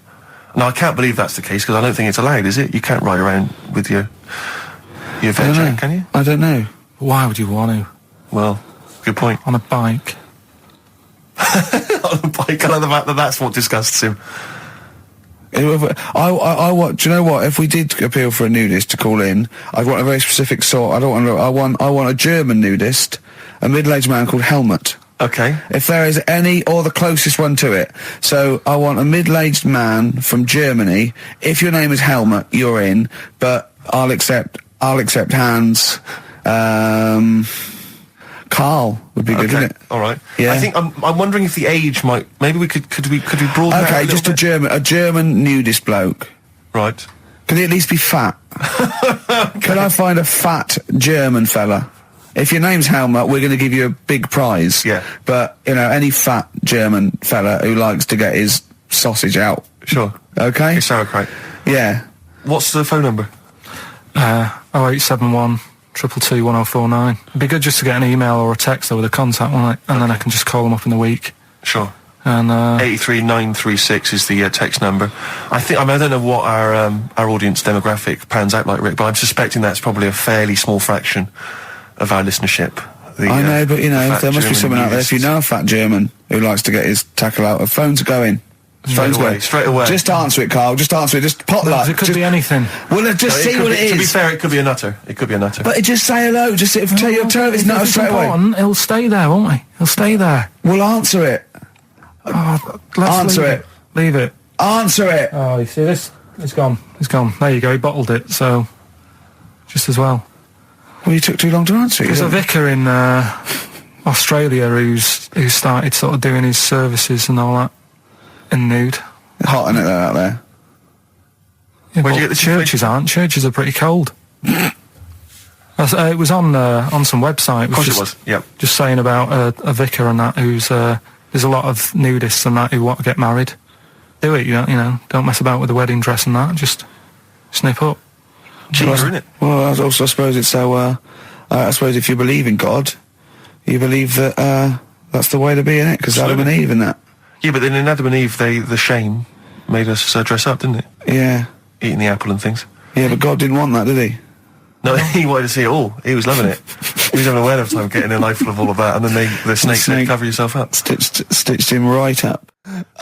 What exactly is there then? Is it just a kind of moon-like kind of surround with just kind of dust and rock? That's exactly what you see. I was there when the Mars thing went wrong. Yeah. I would have just sent a camera crew there, filmed a bit of that, right, and say, here we are. This is it. Ignore the little coffee shop in the background. Right? This is Mars, because that's where it's like just loads of dust. Yeah. Holes everywhere. Tidy it up. Little round-headed aliens complaining, Whinging. just like Mars. Yeah. So, is there what's the best bit about the holiday? Come on, pretend you're Judith Chalmers. I have been doing. I would have done all. I would have said that. Don't bother. Right. I mean, the hotel was good. Yeah. That was all right. What was that like? It's all right. Just clean. That's all you want, isn't it? See, that's not quite what Judith Chalmers does. She doesn't go, what's the hotel like? All right, yeah, clean, isn't it? All right. What was it like? Was it, what was it? 3-star, 4-star? Did it have a swimming pool? What was the room like? I had a swimming pool and that. Yeah. Yeah, it's good. I think it was one of the better ones on the island. Okay. Nightlife? Wasn't really. And there was a bar. There was some bands playing. Yeah. Not very good. Food got a bit boring. Yeah. It was always the same food every night, but they sort of themed it and made out as if it was different. So, like, on Mexican night, it'd be chicken with a nacho on it. Right. And Chinese night, sort of chicken with a little prawn cracker on it and stuff. Sure. But that got a bit boring. That's me just turning on my phone, because I want to read to you a text that I got from Karl. I think you sort of sum up the holiday in this text, don't you? Do you remember it? I can't remember. Let's have a look. Let's have a little look. Instantly, what did Suzanne, your girlfriend, make of it? Similar view to you? That they should fill in the holes? Yeah, it's just that thing. You see, I went on a coach trip, right? And you go and see the volcanoes. Like I say, there's 36 of them. Yeah. Which, how many do you need? And when we're on the coach going round all these volcanoes, the fella on the front's going and look out your left window at the moment, and there's a volcano. And if you quickly look out at the right-hand side there, there's another one. Right. And on the left, it's just like, all right, we've seen it. Sure. Do you know what I mean? Yeah. And that trip, we'll talk about that trip in a bit. Right, this is the text I got from Karl, right? All right. Been up to a volcano. Been in some dead artist's house who built his house in the lava. They said they would show me science with volcanoes, but all they did was chuck some water in a hole and it shot up in the air. No dwarves in the canteen. no Scousers here, but there is a Swede woman with a big head. She looks effing gormless with a cap on. Alright? So a little reference there to... A Swede woman? What's that mean? Do you mean Swedish? Yeah. Or she looked like a vegetable? No, the Swedish woman. But they've all got sort of quite big bill, aren't they? And I sent him a text. Oh well, it's just good to be on holiday because I'm working. He sent back. So am I. Just been watching Sky News. There is a school for monkeys who want to get a band together. Is that monkey news for later?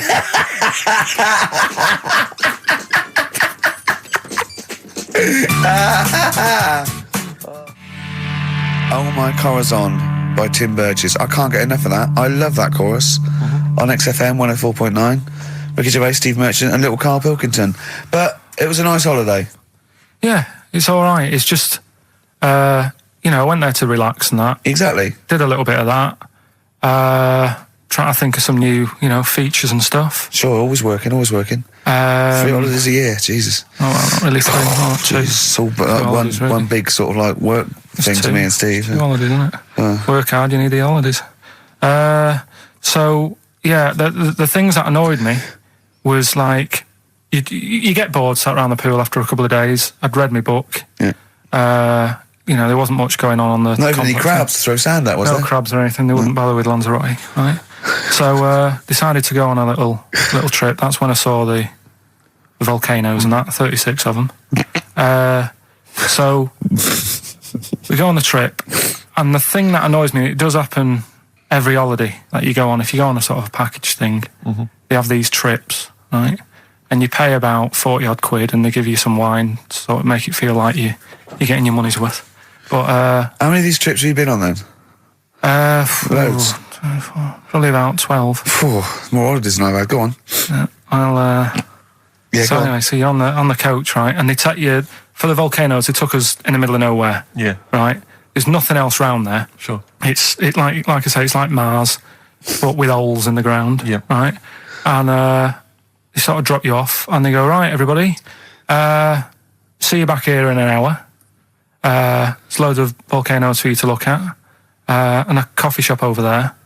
And for a fact, right, you don't need an hour there. You could just say, well, just keep the engine running, because I'll have a look in this hole, we'll get back on, give us 5 minutes. Don't need an hour. Absolutely. But you know that they've got something going. It's a backhander, definitely. What, with the coffee shop? Definitely, yeah. They go there. And they get everyone to have an ice cream and a coffee, and they sit down, have a fag, talking to the bloke. Yeah, and it's like, cousin. Yeah. How much was the coffee?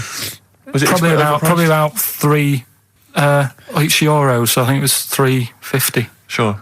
Yeah. Which is, I don't know what, that's about 2.5 quid. Yeah, they've stitched you up. Go on. Talking about this the other day. What was it now? Listen, the fella. No, listen. Do you want, all right, all right, he's got it now. Go on. This fella goes to the doctors, right? Oh, right, okay. Right, if this isn't any way apocryphal, stupid, illogical, impossible, right, you are never, ever speaking again on radio. So make sure this is at least possible. I'll tell you what, I'll even give you improbable but possible. So if anything that breaks the laws of the universe or logic, okay, that's all you have to avoid. On you go. Right, so this fella, right, he goes to the doctors because he's got earache. Right. Okay, if a chimp's living in his brain... Go on. So he's got earache, he's sat in the waiting room, and his ear's all bunged up and it's hurting a lot and what have you. So the doctor comes out and he goes, right? And because his ear's all bunged up, he doesn't hear it that well, right? So he thinks it must have been me, right? So he wanders in. Keep going. Anyway, I'm going to hate this. I can just feel it in my bones. Steve, I'm going to let you take over. Okay, let's hear it. So the doctor says, sit yourself down there, right? So he sits himself down. He goes, right, take your pants off, right? So he's thinking that's a bit odd. Anyway, he heard that though. He apparently he took his tackle off. The doctor did some operation. What, there in the waiting room? No, in his office. In his office, yeah. What? Wait. So he removed what? His genitals? Yeah. In his office. Why, Karl? Why, Karl? Because He hadn't called him in. Oh, he'd called in a bloke who wanted his testicles taken off, and he didn't hear it. What? So the doctor went out and said, Mr. Jones, who's here to whip off your cock and balls, just here and now, right? Bloke comes in, didn't it? It must have been me. So the bloke who wanted his balls taken off didn't say, I think he said me. So he didn't interrupt then. So the bloke goes in, he starts taking his testicles off, and he doesn't say, I'm here for me ears. What are you doing with that? That is a blinding record. And before that, Rick, what do you make of those adverts? They were great, weren't they? I like them, yeah. I'm going to buy all them products on the way home. And that's endorsed by Ricky Gervais. He's won awards. Yeah. Rick, do you remember this? This was a hilarious moment. No, you'll remember this when you hear it. It was when Karl said something that was basic. Well, I think for a lot of people it sounded like a lot of old bollocks. Karl's found love on the street before, haven't you? How's it going with your bird, Karl? Are you married? No. How long have you been out with her? 7 years. Because, I mean, you're quite a simple man. Yeah. You're sort of a simple in a nice way. ways. I mean, yeah, you're like Helen from Big Brother. Yeah, you're sort of nice enough, but I look normal. well, yeah, you sort of do. But you could be one of those that just suddenly go mental with a pen. Yeah, do you know just what I mean? stab people through the eyes. Yeah, you sort of look normal. But if I wouldn't really want to wind you up to a point of frenzy. How did you meet your girlfriend? Through work. What, through her work? What, you phoned up and said We worked at the same place. Oh, you're right. Yeah. You're quite an enigma, aren't you? Could you give us more on that? At work, you met her at work. What, she came in selling sandwiches? She was going through the bins outside. What do you mean you met her Why at are you work? having an attack on me? You're the one who's sad and lonely. Oh, he's done you again. Yeah, but what I thought was interesting was I just scratched at him and he just went mental. Yeah, no, it's like a but bear caught in a trap. It's funny, isn't it? You'll never learn. No, I was just interested to find out what the story was because it might be a really romantic story. Well, it's not. All right, jeez. I love the fact he doesn't want to talk about his love affair. I was thinking about you in the week, and like, does it worry you? I mean, you sort of joke about it now, and we're talking about it in the office, you know, like, oh, is Steve really touchy about the way he looks? And, oh, what's this? Where's that come from? He's done it again. He's done you again. I was walking home the other night, and I was thinking about it. And do you worry that when you're old, you will be on your own? You did start it though, didn't you? Well, Karl, I'm glad you brought this up. because I mean, for me, you know, a lightweight, frothy entertainment show on XFM on a Saturday afternoon is exactly the place where I want to discuss the desperate, lonely future that's inevitably coming my way. Oh, God. I'll tell you what will cheer you up and forget all that. A bit of Embrace. Oh, one of the most hated bands. I'm a little bit concerned about your toilet discussion. What exactly is your point again? I was just a bit bemused. You see, it's a tricky one.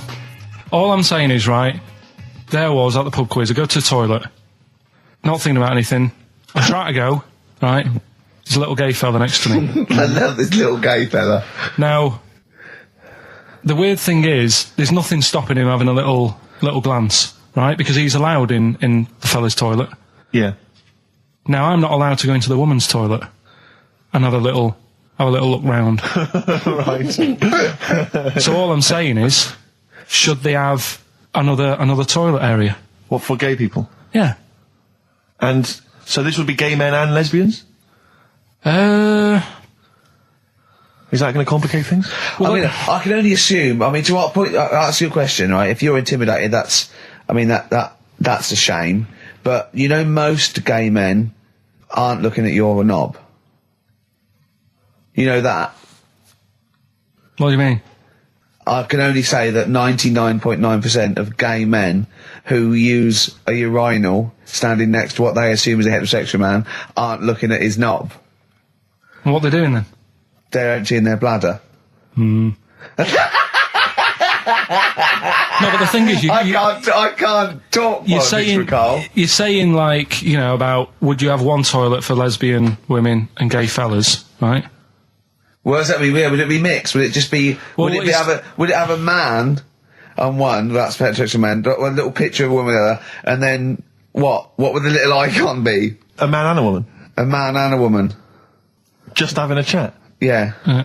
In pink and dot lines. But you couldn't mix them because then what would happen is you'd get people who are going, oh, I'll play up to this a bit. What, pretend to be gay? And yeah, you know, sort of grow a moustache and shave their head. And pretend to be a lesbian. Right. Yeah. So, right, I see. So, people pretending to be gay so they could go in and have a look at the lesbians. Yeah. Right. So that would mean that we need 4 cubicles now, wouldn't we? Yeah, no, this is fine. 4 cubicles. So every pub How now... many toilets do we need at Every the pub's moment? now got 4 toilets. Oh, Karl, bisexuals. Yeah. Now, interesting. Bisexuals. How many toilets do we need now? Call the council. Do you use any? Huh? No. No, because they're interested in everything, aren't they? Because the little bisexual fella will be looking at your knob. Right, with them, Yeah. what you just have a door, you open it, and there's one urinal there, so you can't get a queue.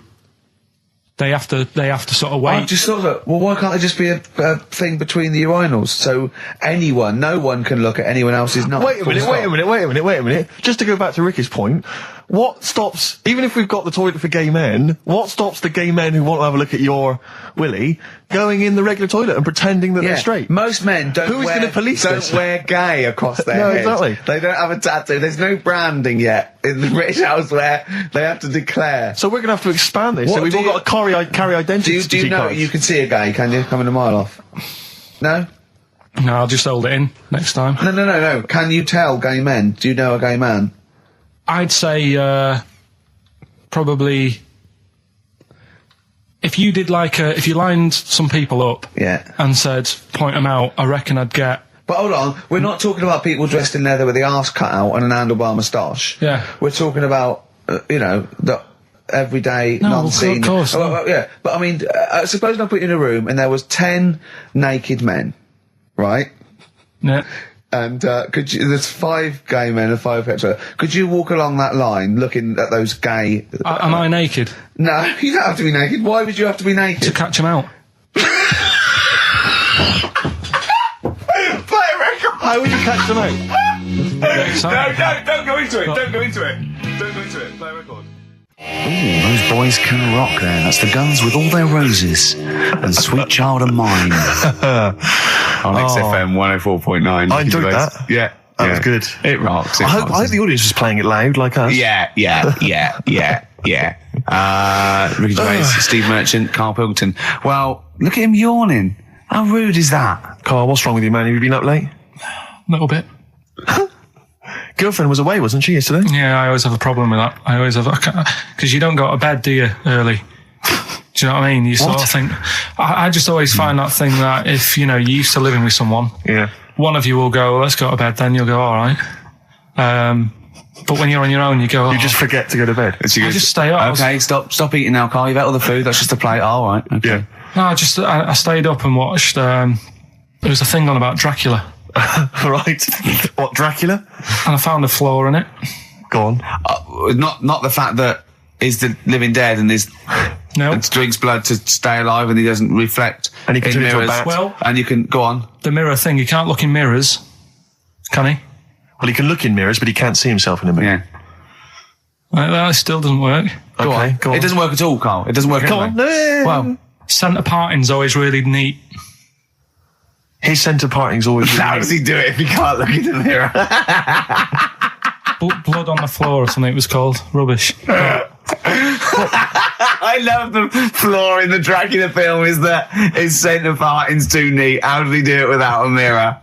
Oh. Was it a documentary about Dracula? No, Yeah, there was the real it's Dracula. The real called- Dracula. bit. Yeah, the real Dracula, the It's true just a story. film. It had blood on the floor or something. It's called. Yeah. It's rubbish. We had a little lunch yesterday, didn't we? We did indeed. That was a nightmare. Yeah, I we hate would- going out with you two. I was explaining to Karl, right? I like to excite Karl's imagination, right? And if it involves chimps or monkeys, all the better. Brains he likes, parts of the body, deformity. I know where to, what buttons to push. And I told him about this thing. I don't know if any of you out there know about this, but there's an experiment they did in the 50s, a clinical psychology experiment where there's your 2 hemispheres of the brain, okay? They're joined by a thing called the corpus callosum, right? Which is just a little flap of skin, like a little scarlet lead that joins your 2 hemispheres. And what they did, they cut that in half, and they thought it was a cure for schizophrenia, but what it turned out to be, or epilepsy, I think, I can't remember, was that your 2 sides of your brains didn't function together. You couldn't get information. I was telling Karl all this thing, and one of the things I told him was that they did it on a monkey, and it fought itself over a nut. Like its right arm was connected, by its left lobe of the brain, and it was fighting over itself. And Karl went, instead of like thinking this is amazing experiment, he went, would it have been happy if you'd given it 2 nuts? Yeah, I know. Well, you started off by explaining it. I remember you mentioned, because I was watching the two of you as you were describing it to me, you said, of course, one side of the brain deals with symbolism. And as you said the word symbolism, I noticed Karl drift away from looking at you, pick up his mobile phone and start pressing buttons randomly.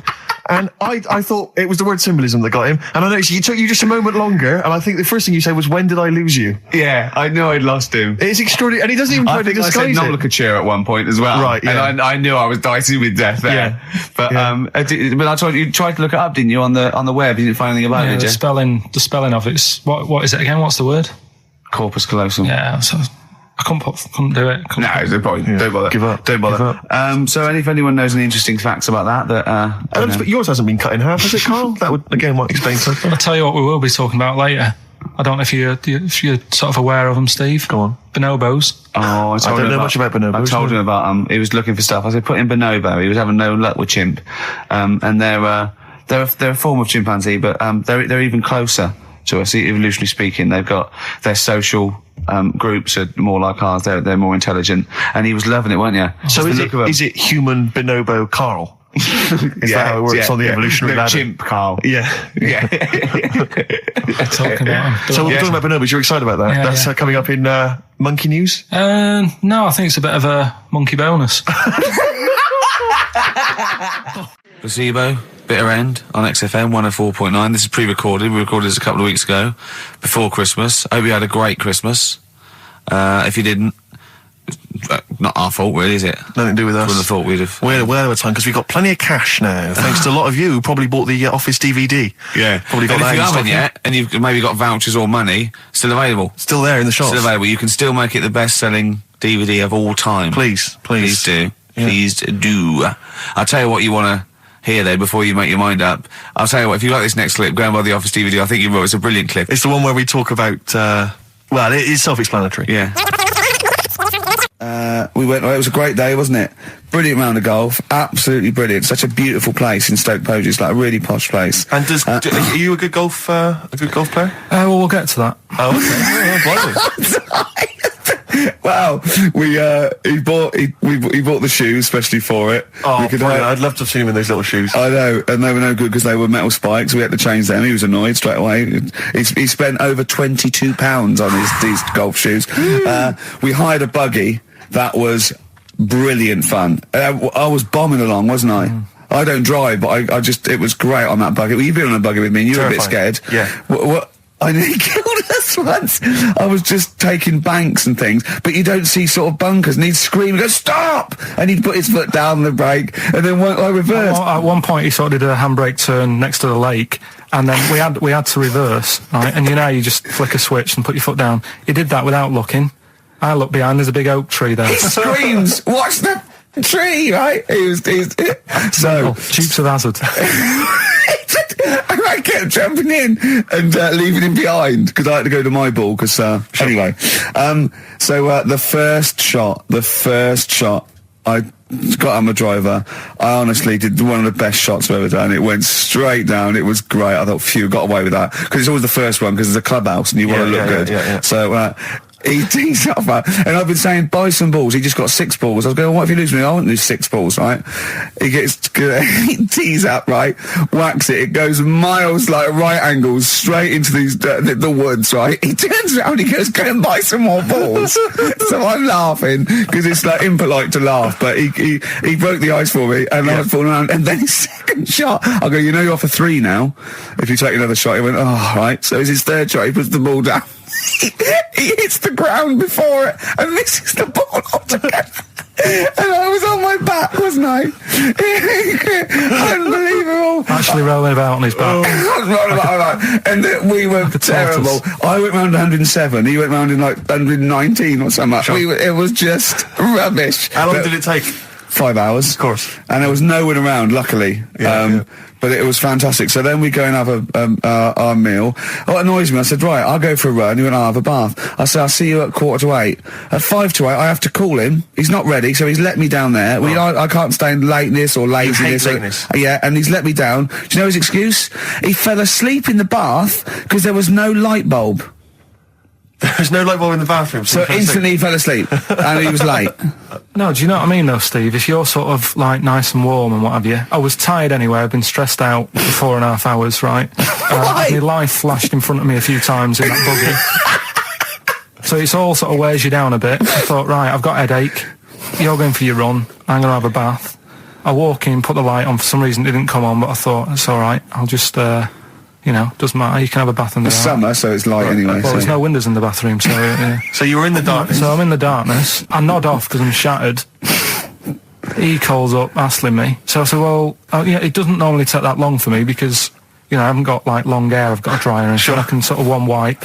Yeah. He's already 10 minutes late, though, when I called. Well, 10 minutes. 10 wow, minutes. this is late, next. Doesn't matter. Dinner wasn't until 7:15, so we had, like, another 20 minutes anyway. So it doesn't really matter. Yeah, but we said 7:45. So he's calling up, hurry up. So I said, yeah, all right. So I get out and dry and like my tackle and what have you. Calls back again 30 seconds later. No, I don't. I don't like that. Not gonna do that, no. Give it a wipe. 30 seconds later, come on. So I end up going downstairs to the meal area, naked, with a wet shirt on and wet socks. I've got headache as it is. Meant to be a relaxing weekend. But anyway, so we have our meal, which is really nice. And then we're sitting in the bar. I'm having a cigar by the fire. Yeah. Like, we're having a rather nice Pinot Grigio. Yeah. He's there going, I've got a headache. Is this 1955 that you live in? I know. Yeah. It's so right. And we are knackered because he's not used to work. I've seen him moaning, falling asleep. He's not used to it at all. And you've been on your feet for over half an hour. Yeah, right. So we didn't even walk around the golf course. We had a buggy. It wasn't even exercise. And now it's Karl's bit. It's the re-education of Karl. He's like Liza Doolittle. And now he's coming to, or Lawnmower Man, if you've seen that film. More like Lawnmower Man, if you've seen the film. You know what I mean. And his homework was to just study quotes, really, on happiness and stuff and general well-being. He's not a big happiness quote fan, are you, Karl? Not really. So what have you done? You've come up with something, haven't you? Right, yeah, I told you, right? Because a lot of these are just things you say every day. They're nothing special. So what I'm doing... Well, you say them every day. Well, the sort of things you come out with and you don't even think about it, do you know what I mean? Yeah. They're on the TV all the time. People on the radio are saying these sort of little quotes. Sure. And... what I've done is, remember that programme on Channel 4, Faking It? Yeah. Where they got some, like, posh kid to be on a door and all that. What I've done, I've... Imagine if that was the pitch for the show. Dear Channel 4, just going to get a posh kid on a door or something? Yeah, Yours sincerely, Karl. Come in. Yeah. TV producer. Yeah, go on. So, what I've done, this little book of quotes, happiness quotes, I've picked 2 that are real. Okay. And I've made one up. Right. And we've got a guess. And you've got to guess. Okay, then go on. Well, I'll tell you what, Rick, why don't we, when we've heard them, we won't confer. No. You'll write down yours, A, B, or C, and I'll write down mine, and we'll see how it Okay, works. Karl, off you go. Right, and just because I'm looking at this book, it doesn't mean I'm actually reading. No, I know. Don't worry, we're clever. No, we know. We can't see. Yeah, call my bluff. Yeah, go on then. Nothing is worth more than this day. Okay. Yeah. Yeah. All right. Yeah. The way I see it.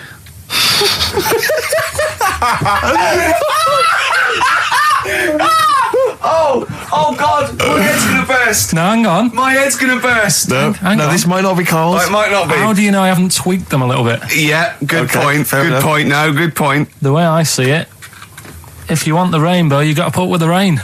Yeah. Okay. All right. All right, yeah. Okay. Hang on. Yeah. Come on.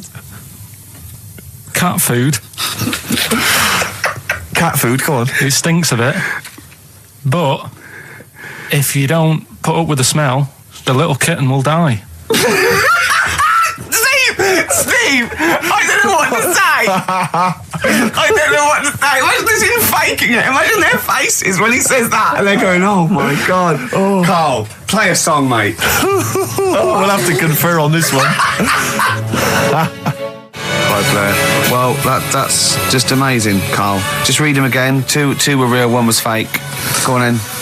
Right. First one. Nothing is worth more than this day. Excellent. Next one. What does that mean? Well, cherish now, cherish your time. Okay. Because you can't get it back, and you know that's the way I saw it. Carpe diem, whatever it is, seize the day and all that. Okay. If you want the rainbow, you've got to put up with the rain. Yeah, of course. Yeah, rough with the smooth. You know, it's not all plain sailing, but you know, rainbow's beautiful, but it comes because of the rain, which you might not like. So make the most of everything, and good. Cat food doesn't smell good, but if you don't put up with it, then the little kitten will die. Right, now, Karl, that is a good effort. Now, that one's yours. I mean, obviously, right? Right, no, but it's a good effort, right? I mean, it slipped seamlessly into the others. Yeah. Don't think it didn't. No, but it's good. I mean, we knew it was that one. But what I will say is, it's good, but what you don't know, maybe subconsciously, is, I mean, it's very similar to the putting up with the rain and the rainbow. But that's good. Why do you think that? Well... What does mine mean? Well, even though it smells bad, it's good for something.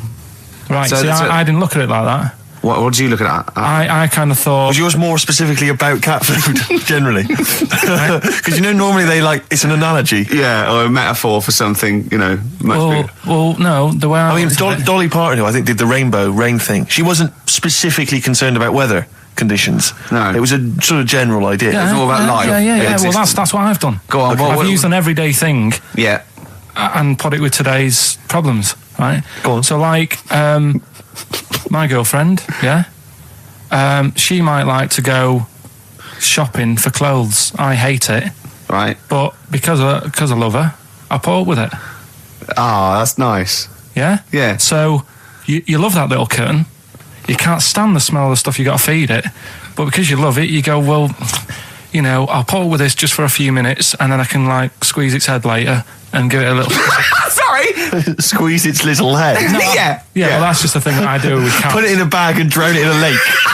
I can feed it and then I can throw it against the wall. Exactly. So you didn't see it like that, did you? No, that's very good. So it's about love, is it? It's about putting up with the bad things for something you love. Yeah. Well, that's nice. But Karl, you seem now to be convinced and rather smug that you've tricked us and that you've fooled us and that we didn't understand it. Well, I say that's your fault, not ours. No, it's not, though. I mean, look, that man in Forrest Gump, he was a bit of a nutter. And he came up with the life as a box of chocolates thing. Yeah. Now, if that was in this book, you say, oh, yeah, brilliant, you know, good bit of work. But if he was sat here doing the show with you, you'd be taking the mickey out of him. Sometimes I feel he is. No, but Karl, I could. In fact, if people are out there, we're too lazy. Could you write down everything Karl's ever said? Because I think we could publish that. Yeah. He said one today. He saw my salamander. It's not a euphemism. He saw my salamander, and it's just sitting there in the tank. Your exotic pet. Yeah, and he's worried about there not being a lid on. And he said, I went, what are we worried about? He said, wow. He said it sits there for 24 hours a day, obviously planning to get out. Well, it's got nothing else on its mind, and it's, the daft thing is, he has actually got the lid ripped up a little bit. And he'll be looking up there, and it's going to get out. But what's the worst that could happen? What's it thinking? What do you think it's thinking, this salamander? It's got its eye on the DVD player. I can have Ian be down the market. Right. Okay. Right. The results of We ain't got a winner for the first time. Yes, we have. We've done this feature for. We've got loads of winners. No, we haven't. We've done this feature for 3 weeks. This is the first time I've managed to sort of. Well, let's go through them then. What have they got wrong? The first one. The first one. What was the first one? Well, hang on. Let's do them in reverse order first. So what's the last one? The last one. The clue was that bloke does sport on the telly, and he's got a little kid. What's that? That's Destiny's Child. Des, who does ITV Sport, that's has got terrible, a tiniest man. child, right? No, that's fine. They got that. Okay, Destiny's Child. What's the middle one? Well, the middle one. Right. Child. The second one was he doesn't like women. Yeah, he's got a couple of kids. That's a bit weird. Yeah. Right. That was PD. That was Puff Daddy. That is offensive. Go on. But it's not Puff Daddy. It's Puff Daddy. And he's not even called that anymore. He's called P. Diddy. Well. Okay, fair enough. But they got that one. Yeah. And if I'm being tight, these lot are as well. Yeah. Yeah. Tight means something in Manchester. Go on. Right. And the first one that they're having problems with, I don't think them birds should be allowed in this area. Got it. Boyzone. It's not boyzone. What's the clue again? I don't think them birds should be allowed in this area. That is perfect. A boyzone. No birds. No women. No women, yeah, birds, right? A boyzone. Sorry, Carl. If that isn't the answer, their clue is better than yours. That is brilliant. What was yours? Boyzone. It works perfectly. What's your answer then? Bangles. What? I have no idea what that means. Like seagulls. So you don't want them in this area, so you're banning them. Bangles.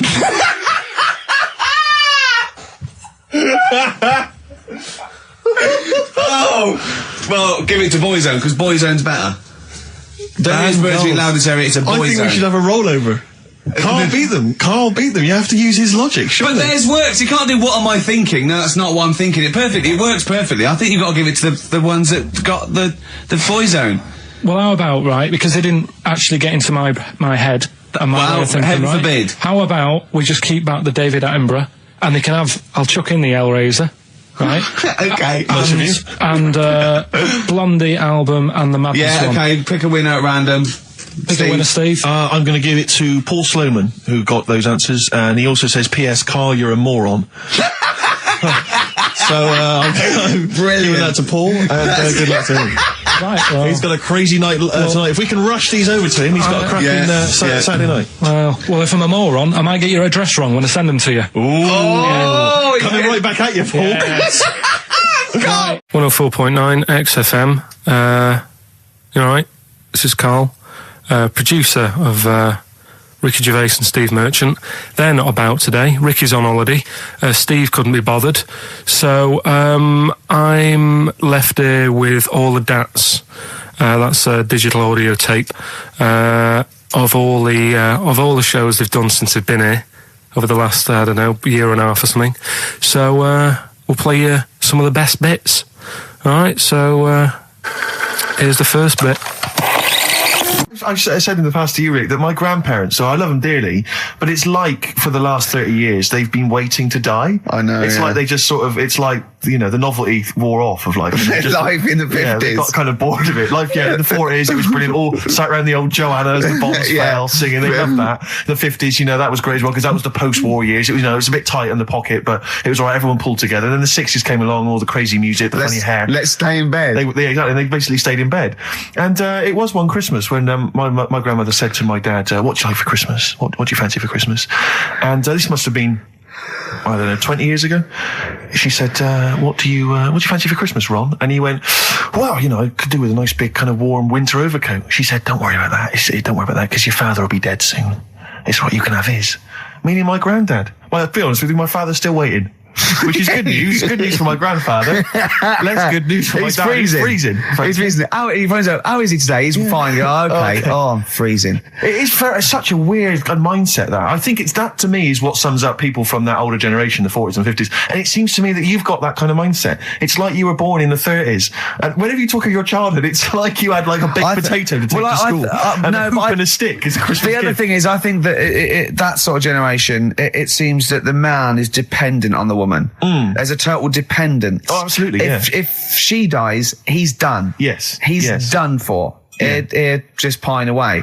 If he dies, she's got 30 years of pottering. Absolutely, yeah. Do you know what I mean? And go into, like, you know, the youth club and the church. I know what you mean, It's sort of like that. It's sad. Of course, it's sad for them, but it's sort of not the end of their life. No, sure. And it sort of is the other way around. I don't know why that is. Yeah. It's terrible. That's a little melancholy thought for I know, Christmas I've really brought it. You brought it down. You've brought it down. I've brought it. This isn't a nice show at all. This is terrible. Well, we're going to have people just killing themselves. What? Right, you ready then? So, just in case you haven't heard it before, I'll give you some initials of a band or an artist. We're not doing Rockbusters now, are we? Yeah, I thought, well, we've just... Oh, no, we keep that going. Then we got... I love educating Ricky. That's my favourite thing now.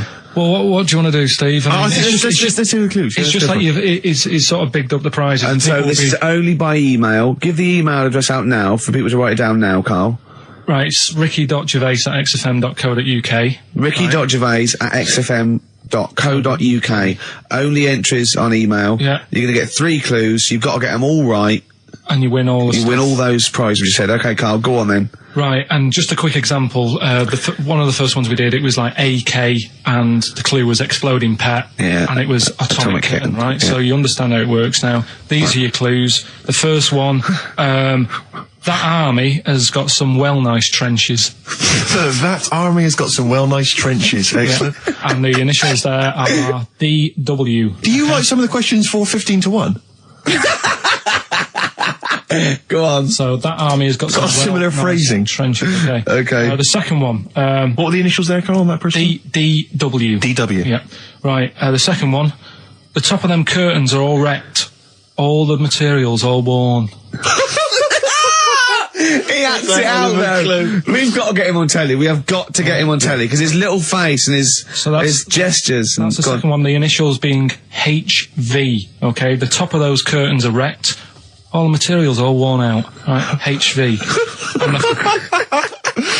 And the final one is the final clue. I was in Texas the other week. Right.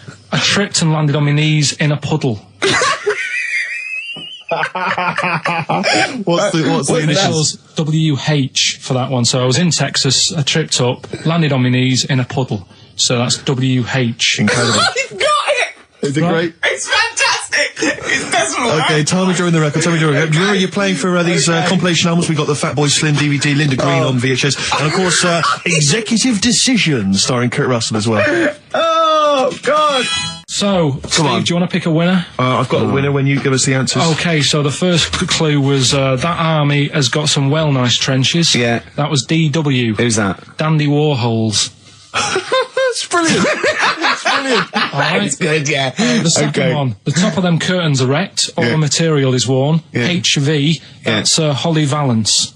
Oh, he got a phone call for a woman saying I haven't heard it, and he was talking to her off air, and she went, what is it? So-and-so them curtains. She went, oh right. He said, you know the thing around the top of the curtain is a palmet, not a valance, and he went, cut her off. Yeah, but my auntie's always making balances on everything. I'll tell you about that next week, right? I'm looking forward to that. Right. Is this the one that farted for 5 minutes? Yeah, the very same. Yeah. Right? So we'll talk about that.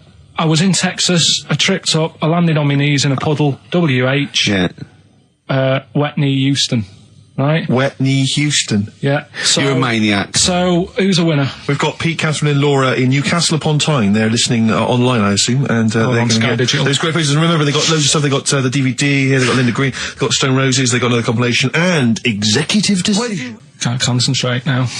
Oh, well, he's all stressed because the lady from MTV is here. She's going to film his little face. So the things he said in the week, he was so worried. He's got worried about the spot on his head. That won't come out. Just so you got your best side. It's on that side. That's all right. All right. Yeah. The camera's out. Look, he's getting nervous now. Okay, Karl. Ignore the camera. Okay, just ignore the camera. Okay. Now, me and Steve have done our research for you, and we've got 2 amazing things to tell you. What should I tell them first? About the baby or the... Well, they're both equally fascinating, so you choose. I'll tell you the crab thing first, right? Steve actually saw this thing in The Guardian in the week, about our research thing, and then we looked it up, we looked into it on Friday, and it is incredible. Right, listen to this. There's a thing in a bay in, New England, right, where it's like the biggest, they make silicon chips and stuff for computers, right? And because of the data protection thing, after they've done them, because they have to destroy the plates, right, where the information's sort of put onto them, but there's still flakes of silicon. They sort of grind it down straight away, and some of the flakes got into the bay, okay, but some of the information's still on even the slight granules of silicon. Anyway, gets in the water, and silicon is rather like a carbon derivative. They reckon if there'd been life on another planet and it wasn't carbon-based, it'd be silicon-based, because that's simple sugars and it's just COH and it can work with silicon, right? Anyway, the crabs have been taken up, they're still in the water, and they looked out on the beach, and over years the crabs have started sort of putting themselves in formations, like geometric format, and they couldn't work out why they were doing this. And when they put them in the experiment, they sort of like chopped them up, and they found they'd taken on silicon, and it had sort of got into their brain, and they were downloading information. They picked up little things, because it's just chemical you know, like electrical impulses had got information off the silicon chip, and they were interfacing it. But this is the amazing thing. One bloke sort of thought of this, and he thought, well, if it's a simple computer, the brain, if it's just a simple sort of electrical thing, then maybe there's sort of, you know, we could get it down. So what they did is they made a thing called a biointerface. And they put it into the crab's brain, just a really simple brain, so it's measured on Gar, right? And it got impulses from it, and they were getting, like, computer, just flashes of, like, symbols and geometric things, right, on this screen to read the crab's brain. And it was stuff like, you know, fragments of a...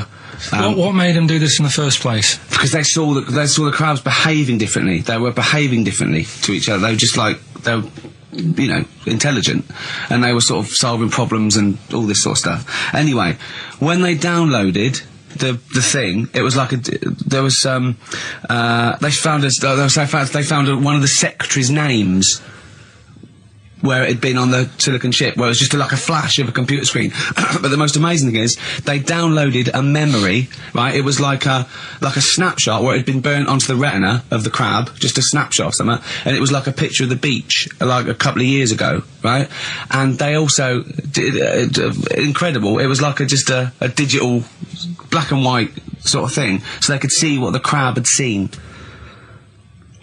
Amazing. Jeez. Amazing. So intelligent crabs. What are they doing with them now? Super brain. Well, they think this is the upshot. They think they could use it as spy crabs, because they could get these crabs. Also, the other thing is, as generations went on, right? So they put a crab in the sea or something, right?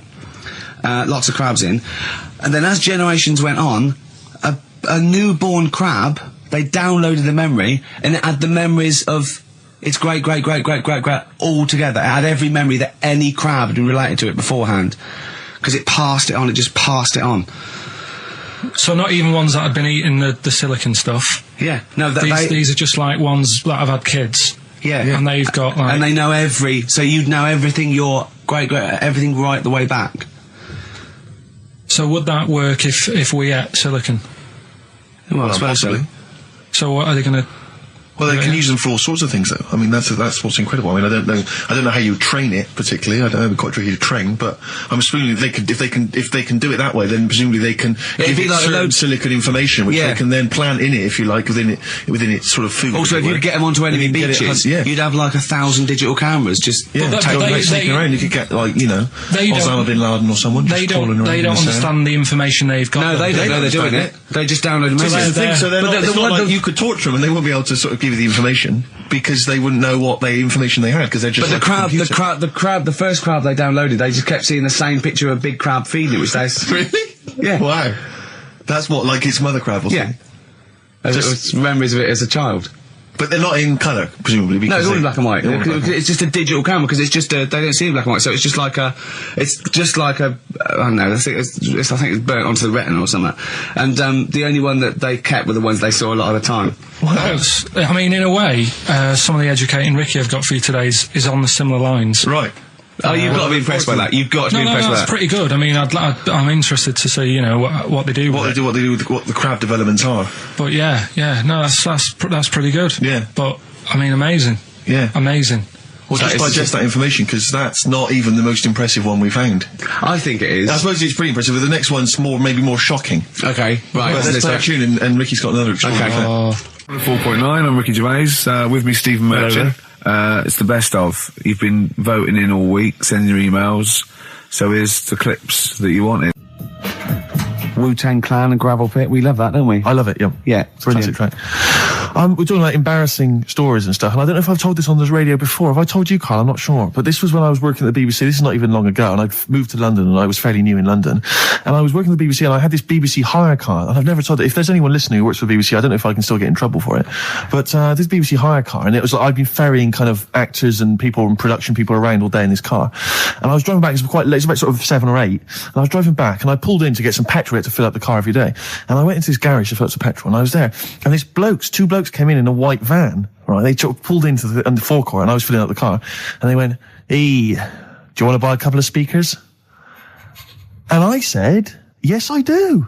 Yeah. Because I'll tell you the reason. It was like I was so flattered that they thought I'd be the kind of bloke who would A, need some kind of classy speakers, and B, would like to buy them on the sly. Do you know what I mean? Yeah. I thought, they like the They've fact seen me. They've seen I look a bit of a hustler. Exactly. Yeah. I'm a street sort of guy. You can see by the way I use my walk. Exactly. Yeah. So I couldn't believe my luck. So they drove behind the garage, the little sort of garage bit at the back, and I went round there, sort of casually went round there, sort of locked the car, went round there.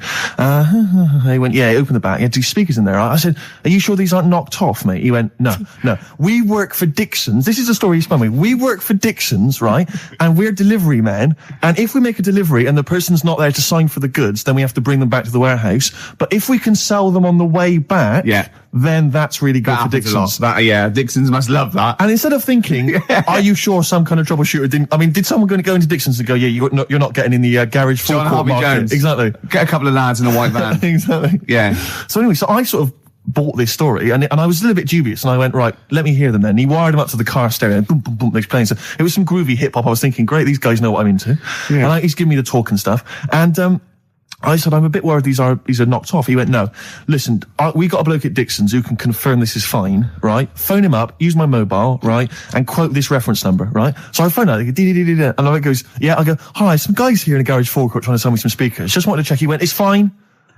I went, should I just read the reference number or whatever? He went, if you want. And X14, and I'm like, it's fine. Yeah. Okay. You know what that was, don't you? That was actually Mr. Dixon himself. Exactly. Yeah. Exactly. So I'm thinking, well, they sound great. They're giving me for a knockdown price. I'd say they were like 400 quid. They were like 200 quid or something. It was a good bargain. I was in the market for some speakers as well. Yeah. So, while they were loading it's them all kosher. I phoned Dixon's. Exactly. I phoned Dixon's. That's fine. Yeah. So while they're loading them in the back of the BBC hire car, right? I'm in there paying for the petrol, right? And the guy who's serving goes, right. He goes, what were you doing around the back with those blokes? Right? Because obviously there's security cameras filming this whole transaction, right? And he goes, what are you doing around the back? And I went, brilliantly, there's some old mates. Some of my mates were just having a chat and that. He went, oh, right, okay, like giving me obviously the evil eye. So I went back to the van. So I'm in the car now and I'm driving with one of the blokes who's in the van with me because I didn't have the money on me. So I had to go to the cash point to get the cash, right? So I'm driving with him and the other guy's following me in the van and he was like a northerner like you and he was giving it all the, all right, I tell him my girlfriend's a DJ. She's got some of these speakers. They're fantastic. And he's giving me this. And then my mind starts working. Now that I've got a bit of time to think, I'm thinking, wait a minute, this all sounds a bit dodgy. Yeah. It dawned on me, Rick.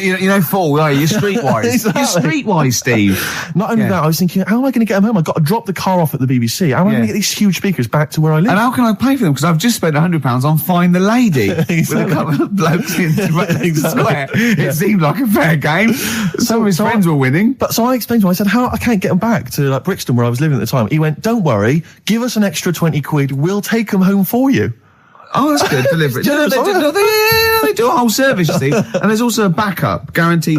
Did they have the guarantee, the 3-month guarantee? They didn't. No. But I said, I'm not sure about that. He went, well, why don't you put them in a cab, send them back, and your housemates can collect it? I was like, oh, no, there'd be no one in. And I was beginning to sort of get a bit conscious of like, maybe this was a bit of a scam after all. So I pulled into like a little side road. I said, I'm not sure I'm into this now, actually. He went, what are you talking about? It's 200 quid for a pair of speakers. It's a bargain. You never get a bargain like this, mate. I'm going, not too sure, actually. I don't think I want them. He went, 150 quid, mate. 150 quid. I went, no, he's 100 quid now to you. And I'm thinking, wait a minute, this doesn't sound like the kind of work that Dixon's would be doing. Dixon's don't do that when I go in. This is it. Dixon's never negotiate in that way. When I go there, look around and I leave, they go, where are you going? Exactly. I go, no, we'll have anything then. Have anything for a So quid. I stopped the car and the white van pulled up behind me with his mates in. Sure. And I said, can you get them out? I'm not interested. And he went, 100 quid, mate. And he was just going, you tosser. You obviously want some speakers. And he was having a go at me.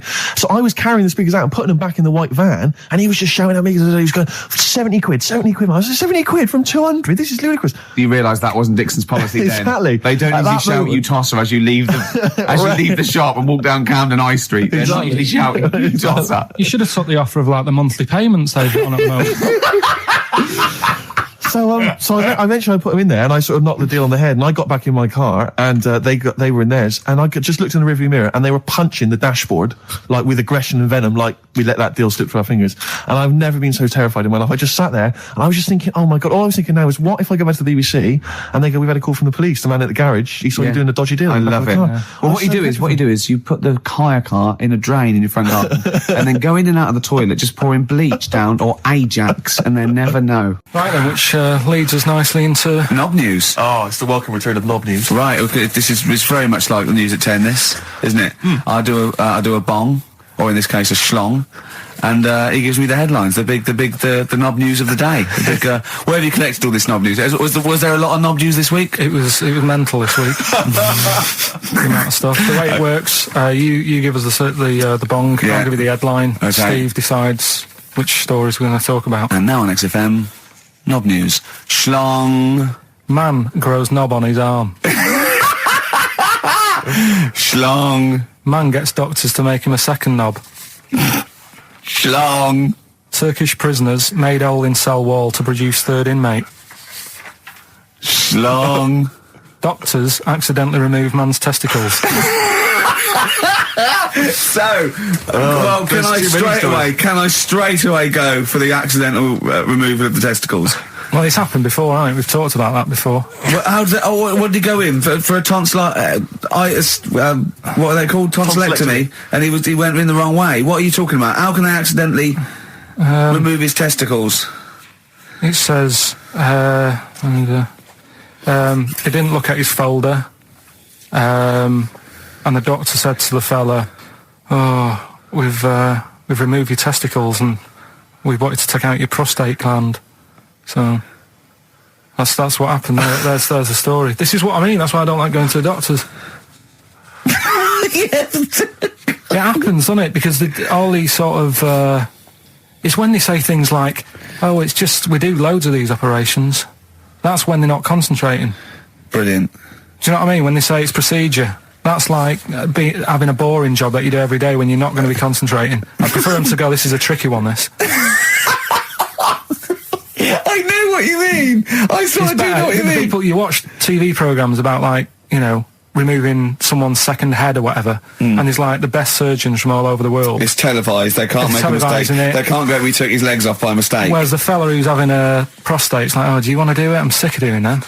Yeah. And they're probably doing a crossword whilst right it. Of course they are. I've seen that actually in operating theatres. They're doing a crossword. That's what I mean. Yeah. I was just examining some of the other knob news, Rick, a little bit more closely. Man gets doctors to make him a second penis. I'm sure we're all interested to know what happened there. Yeah. A German who persuaded doctors to give him a second penis has lost his wife after he showed her the result. Biker Michael Gruber lost his original penis in a motorbike accident, and doctors built him a second one using a mixture of skin, bone and other tissues. Bone? Apparently, the penis worked so well that he was even able to father a child with his wife Bianca. But Gruber was still not happy and asked doctors to repeat the operation and build him a better organ, to which they agreed. From his hospital bed, he said, "I've got 2 penises, but no wife. I'm hoping when I get rid of one of the penises, I'll get her back." What do you mean? Sorry, he had 2 put on. What side does he wear? So he's had both. So he's had 3 then. Yeah. This is probably the thing that happened with Hitler, when he had 1 ball, but he had 3 at one point, didn't he? So he just got one in the other ball, gave his mum one, and got the other one. Oh, chimpanzee that monkey news. Right, there's this monkey, right? Oh, yeah. I think his name was number 6 or number 7 or something, right? In this lab, right? Yeah. And anyway, it's in there with, like, you know, the rabbits and little mice and stuff like that. And The rabbit smoking. The nurse, right? The nurse, not the nurse, the woman who works in the lab. What would you call her? Is it a nurse? Depends. Depends what her job was. If she was a lab assistant, you call her a lab assistant. All right. I mean, they probably call her by her name. All right, lab assistant, right? Kirsty. So she's. I think it's probably Kirsty. Right, Kirsty Morris. Well, she's in there, right? Yeah. And she doesn't work with many people and that. She's mainly on her own with, you know, just putting lipstick on rabbits and stuff like that, right? Chim fancies her. So, Chim fancy her. He's putting on lipstick. Chim fancies her. She's got hairy legs. He gets pally, right, with this woman, because, you know, he gets to a point when she sees him every day. It's the way he sort of tries to string out like it's a narrative love story. Did the chimp put its hand out and grabbed her, and then you thinking that he made a move on her? So right, come on, he's allowed out. He's allowed out. Oh, it's not a story, is it? He's allowed out the cage and what have you every day. So he's wandering about, and as time goes on, he's watching what she's doing more and more. Yeah. Right. So he notices, like, the code on the door, right? Right. Whatever, 247 or whatever. Yeah. And he goes, right, I've clocked that, I've got that, I'll remember that, right? And then he goes, right, there's a lot of lipstick and that knocking about a lot of makeup. Right, okay. No, there's no way. Finish. No, because So- Steve, you know what's going to happen. Let him finish. I know what's going to happen. So he's there. It's ridiculous. And he's going, well, if it's there, you know what I mean? So while she's messing about with the rabbit, he gets there, he's in front of the mirror, putting a little bit of lippy on. Right? You are no! I can't. It's gone too far. Little bit of, No, it's gone too far, Steve. Right, Your mic's off, Rick. He's finishing Right. the story. So- Turn mine off as well. It's gone too far. Turn them off. Just let him finish. Right, so the thing is, right, it's this monkey wandering about. It's got lipstick, it's got mascara on, it's looking pretty I good. didn't mention the mascara. It's looking all right, right? So it knows the code on the door, 247, right? So when she's sort of messing about with the rabbit, right, he goes, right, here's my chance. He's looking good, 247, out the door, through the reception man's there. He's like, all right, Kirsty, right? Don't talk shit. I Feel Free from Cream. That's pretty much the last track, isn't it, guys? I imagine on XFM 104.9. Well, I mean, yeah, I've got nothing to say after that ridiculous story. I mean, that's worse than the bank robbery to me. Yeah. That he clocks out, and the bloke on the desk. All right, Kirsty. Oh, you're 2 foot shorter and hairy. She wasn't a looker anyway. So. She wasn't a looker anyway. Brilliant. That was Radiohead, and they're there. We're not here. All right, pre-recorded. Coming up is one of Karl's little things. Enjoy it. Right, that's Aqualung. Good time's gonna come, innit? Right, Karl, come on in, educating Ricky. So, don't let the cat out of the bag, that's where that comes from. Comes from a crafty butcher. Right, go on then. So the next little headline is Wash Up With You. Wash up with you, go on. You want to know about that? Yes. It's a survey that they did this week. They? Yeah, some university did some survey. Brilliant. Did a world test on washing up. Yeah. And each country were given 140 pots to clean. Brits were the quickest. Yeah. Yeah. Turkey were the slowest at washing up. The Turks. It's not because the little fellas that work in the kitchens with no... Is it? They can't reach. Spain were the cleanest, and the Germans were pretty good as well. So... I don't know where to start with this. Honestly, Steve, I don't know where to start with that. Sorry, what was that? Wash up with you? That was it. But was that it? They survey of washing pots and pans. I didn't understand. You said Italy were the cleanest. No, Spain. No, Brits were the quickest. Yeah. We were the quickest, but Italy was the Spain was the cleanest. Turkey were the slowest. Yeah. Spain were the cleanest. But why weren't we clean then? Because we were washing up. Why were we not paying attention to the? We did it rubbish. We did it quick. We did it quickly, but I don't understand what it was being rated on. Who was doing it? Was it Annette Newman or Ainsley Harriott? She's quick. Both of them are quick. Yeah. Well, they've got like kind of loads of slaves that do it for them. Did we use fairy liquid? Don't know. It didn't have. Did we use a whole bunch of Boy Scouts? Didn't say that. Just Like said, it just said, that. Who had the softest hands? for that? Who had the softest hands? So it didn't say. I didn't. Why is it we don't get notified that this is taking place? I don't know. When I was a kid, no one ever said, we need recruits because we're doing a survey on who can wash up the quickest. Are you disappointed in yourself with that one, Karl? It is pretty dull, to be fair, and that is why we've got to bring in either con merchant or a wine merchant. Or shut up at your face. Yeah. Would you be able to, if I put you on the spot in the next, after the next record, would you be able to give an example of how con merchant would work? I mean, is there something you could do just to sort of experiment? Should we play record? I can do better than that. What? Ads. Go on. Do you know why people tink the glasses before they have a drink? Why they tink? The verb to tink. I do know that, Karl. Is it about poison? It is. Here we are. What, would it make a different noise? Nope. Brilliant. Go on, explain Why? it. You explain it, Steve. No, don't, Steve. You explain it, Karl. Go on. Oh, I've started, so I'll finish. Come on, Karl. Explain why they tink the glasses. Ages ago, Yeah. only people with money had drinking or something. That's like one of my film reviews. Years ago. Welcome to History Now. Now, ages ago, only people with money had drinking or something. Keep going, Karl. Keep going. Like spirit and stuff. So they'd it's like businessmen. It's easy for you to say. This is getting to be cruel, isn't it? This is amazing. Yeah, go on.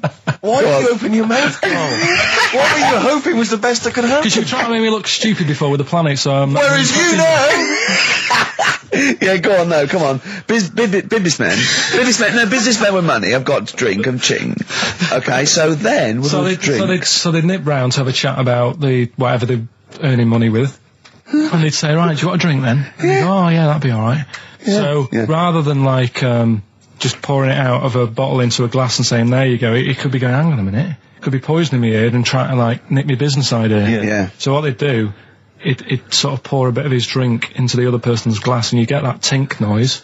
And that's like cheers, you know. No, Karl, I just have a slight amendment there. I think what it was you're absolutely right that they would then test each other's drinks to show that it wasn't poison. But over the years, that was reduced to just chinking the glasses by way of saying, let's not actually bother going through the whole rigmarole. They just did the chinking of the glasses. Yeah, as a symbolic way of saying it. yeah, that's good.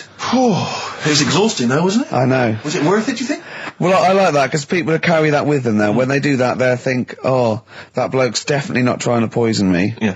So the horrible thing is that now, when I do the glasses, I can laugh and go, they don't know I've poisoned them. Exactly. You should always do the pouring back and forth. It's a shortcut, it's a slippery slope. You know, just be careful. His homework was to come up with those stupid lateral thinking problems. We maybe should give an example of the. sort of genre. Romeo and Juliet. Right, Romeo's asleep on the bed, Juliet's on the floor, covered in water and broken glass. What happened? And you ask all these stupid questions, and it's Romeo's a cat and Juliet's a goldfish. Again, Awful. what am I thinking? Yeah. Yeah, come on then, Karl. Right, Yeah. there's a bloke lying on the floor, right? He's cut his head, blood's coming out of his head, and all his mates come running up, and they're all stood round him. Yeah. And they don't take their hats off as a mark of respect. That is outrageous. Why didn't they take their hats off? Oh, I'm laughing, but it's probably as good as the real absolutely. ones. A bloke's fallen with his... Yeah. He's lying on the floor. Yeah. He's dead. Yeah. His mates come running up. Like, was it important that his head was cut? I don't know. I mean, Would it have been okay if he'd have been wearing a hat? He wouldn't have been dead if he was wearing a hat. What's your answer? No, you're meant to answer questions. You don't just go, what's your answer? You say, where's the turn? So you go, no, and I have to guess. It's obviously like sort of motorcycle stunt team or a parachute. Why didn't they take their hats off? Because they're probably still on the motorbikes or something. Or... Well, yeah, but if you mark a respect to someone, you could take your helmet off. I'm getting angry. What? They're parachutists. Why couldn't they take their helmets off? Because they're coming down from the sky. But he's on the floor dead. Well, but they can look down and see him on the floor. Are they on the floor, Karl? They're on the floor as well. They're walking, are they? Yeah, well, they sort of stood there looking at him. They're stood there. Yeah. They're stood on the floor looking at him. They're soldiers. Why? But why? Because it might be in a battle zone. They might have their helmets on, and he's been shot in the head. No. Well, that does work. You see, this is my point. That one works. That one works. Unless you've given us a piece of information where that doesn't work. What's the difference? Why is yours different to he's been shot in the head in the trenches, and they're looking at him and they keep their helmets on? I just don't think it matters as much. If they're in the trench, they're already guarded a little bit, so they could take their hats off. It's the best mate, for God's sake. Okay, he's dwelling on this. Are they normal hats? What kind of hats are Give you they? the answer. No, don't get ratty. What kind of hats are they? Baseball hats? If I told you what sort of hats they are, you'd have the answer. Wow. Okay, I've got to guess what sort of hat it is then, have I? Right. Is it a trilby? No. Is it a bowler? I know what it is. What? They're spacemen. No. Oh, that's a good That one. one works as well. This is my point. I like that one a lot. It works. He's fallen on the moon, and not that the moon happened, it was set up, wasn't it, in the studio, we know that, yeah. Okay, Karl, what's your answer? Builders on a building site. Why is that different to soldiers? Because bricks don't fall in wars. But bullets fly! Right. Let's play a record and we'll come back to it, Karl, while you think about what you've done. Oh, yeah. You've embarrassed Let's play some yourself. classic Suede. Yeah, and this is for David and Kieran, I think, who wanted a bit of Butler. That was Jane's Addiction. This is the Best Of Show on XFM 104.9. I'm Ricky Gervais, with me Stephen Merchant. Yes. This was a clip show. We recorded this a couple of weeks ago. I hope you had a Merry Christmas. It's not over yet, because tonight at 9:50 is the second part of The Office Christmas specials. It's brilliant. Watch it, and we'll be back next week live. I'm Ricky Gervais, with me Stephen Merchant. Bye. Have a great new year. But if you want, I'll pay for you to take history again. Carl, we'd love to see you get a C or above. And Well, we're I'll willing pay to... for you, and I'll get you some books. Right, now listen. We can, let's get, I reckon, when are the exams? June? Something like that, yeah. We'll try and register next week, and I reckon you can get an A or B. In history. I'm In busy. history. No, don't worry about it, it's just easy. I get you Brody's notes. If Heat magazine, they love you, Carl. They could probably sort something out. They could probably pay for a tutor. They got a lot of money, they sell a lot of magazines. I mean, it is almost always, and you found that out, I discovered this, it's always the Tudors and Stuarts. There's no fear for them not coming up. Now, what do you already know about them? You must already know stuff about Henry VIII and Elizabeth. No, because it's too long ago to even get interested in. Do you know what I mean? You can't. Is that why you relate didn't- to it. Okay. The Anderson thing, it was like, God, you know, I bet my mum and dad were in an Anderson shelter. You know, this is interesting. What, when they- Oh, my granddad would have, like, had something to do with this. But the Tudors, it's like, I don't know even if they had a family back then. Play record. We come back. Hang on, to hang this. on. Steve, Because I need to introduce the new feature. Yeah. For the I record. don't know if I had a family back then. Carl, listen, let me just ask you now, right? If you can finish this sentence, we've got a chance. Divorced, beheaded, died. Divorced, beheaded. Died. What is it? We just need to do a little bit of work, but otherwise I think you're going to be fine. It's how you remember what happened to Henry VIII's wives. They're little. Divorced, beheaded, died. Divorced, beheaded. It's like spam. Support. What's it? Support, protection, anchorage, movement. That's how You're you going to. That's nothing to do with the Tudors No, and nothing to Stuarts. do with the skeleton. Yeah. See, no, we're not doing biology. Mnemonics and acronyms. and What happened to Henry VIII's last wife? Did she die or did she not die? Divorced, beheaded, died. Divorced, beheaded. Do you know that the only king that has got a moustache is... No. The only king that hasn't got a moustache is the King of Hearts on the playing cards. Karl is genuinely. I don't know if he's actually upset or embarrassed, but it doesn't matter. Why does it matter? You were 15 and didn't go to school. If you were my friends, I think you would have just said, oh, we can't find them. Why? But you just doesn't wanted to matter know. though. To do with that? Well, what do you mean? What do you mean? It's ridiculous. Do it again because you want to learn, because there's great things in the world to learn about. Don't worry. Look, GCSE is vocational. Is vocationally for a 15, 16-year-old to go on to do A-levels or whatever, or to get results. But you don't need that because you've done very well. You don't care about the Tudors and the Stuarts. I mean, you know. I mean, I've had a couple of jobs, not this one, because you don't need qualifications to get a job. Obviously. In the radio. Yeah, obviously. You're absolutely right. But Yeah. the ones that I have got in the past, I did, because I didn't collect them, I had to lie. And I didn't like go mad. I didn't say I had A's and stuff. But I didn't put history down because I didn't even know I did it.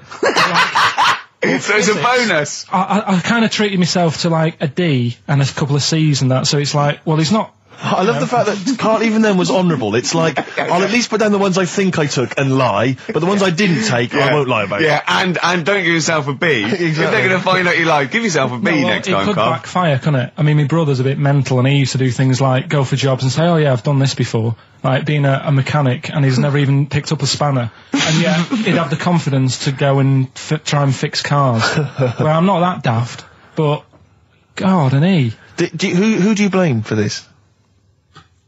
That's just an easy way out. I have to blame myself. No? Yeah. What was the teacher like?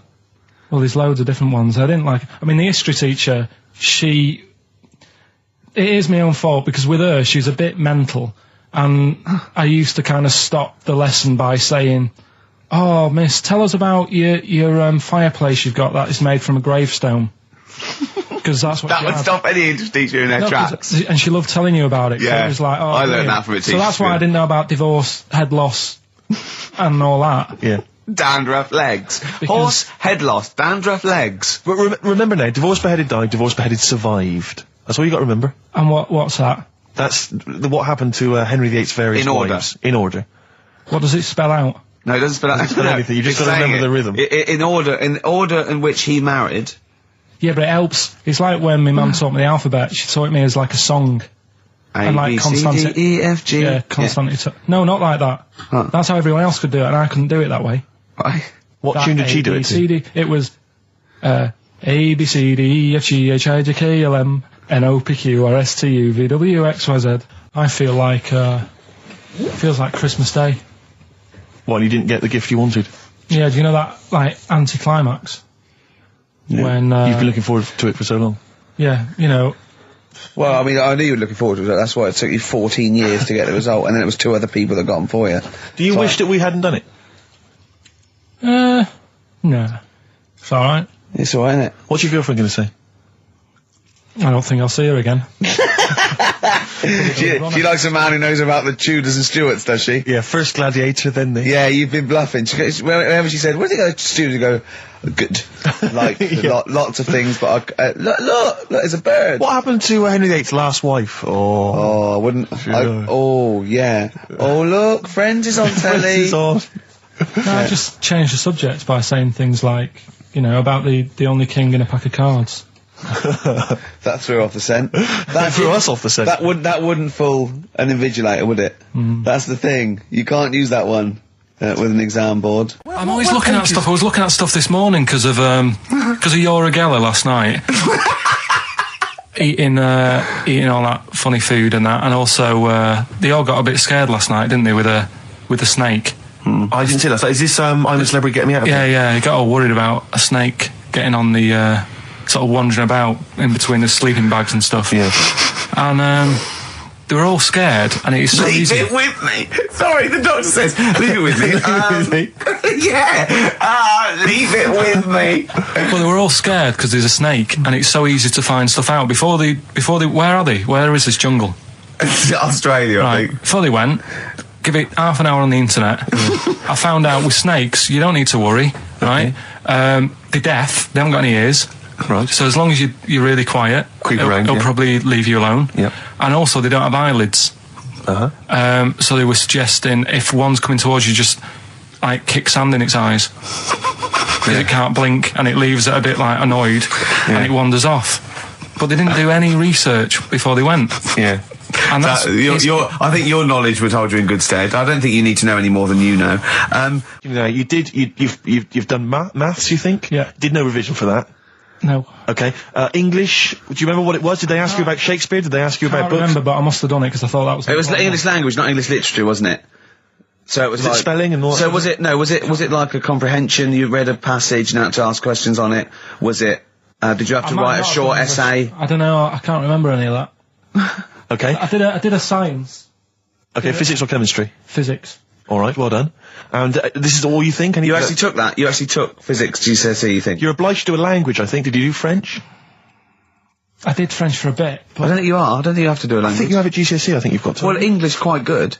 I think that's his language he did. So you don't know about language? History? Geography? Just what you will find out, won't we? Okay. But you just can't remember. I can't believe you can't remember turning up for these things, because it's quite a big moment in people's lives.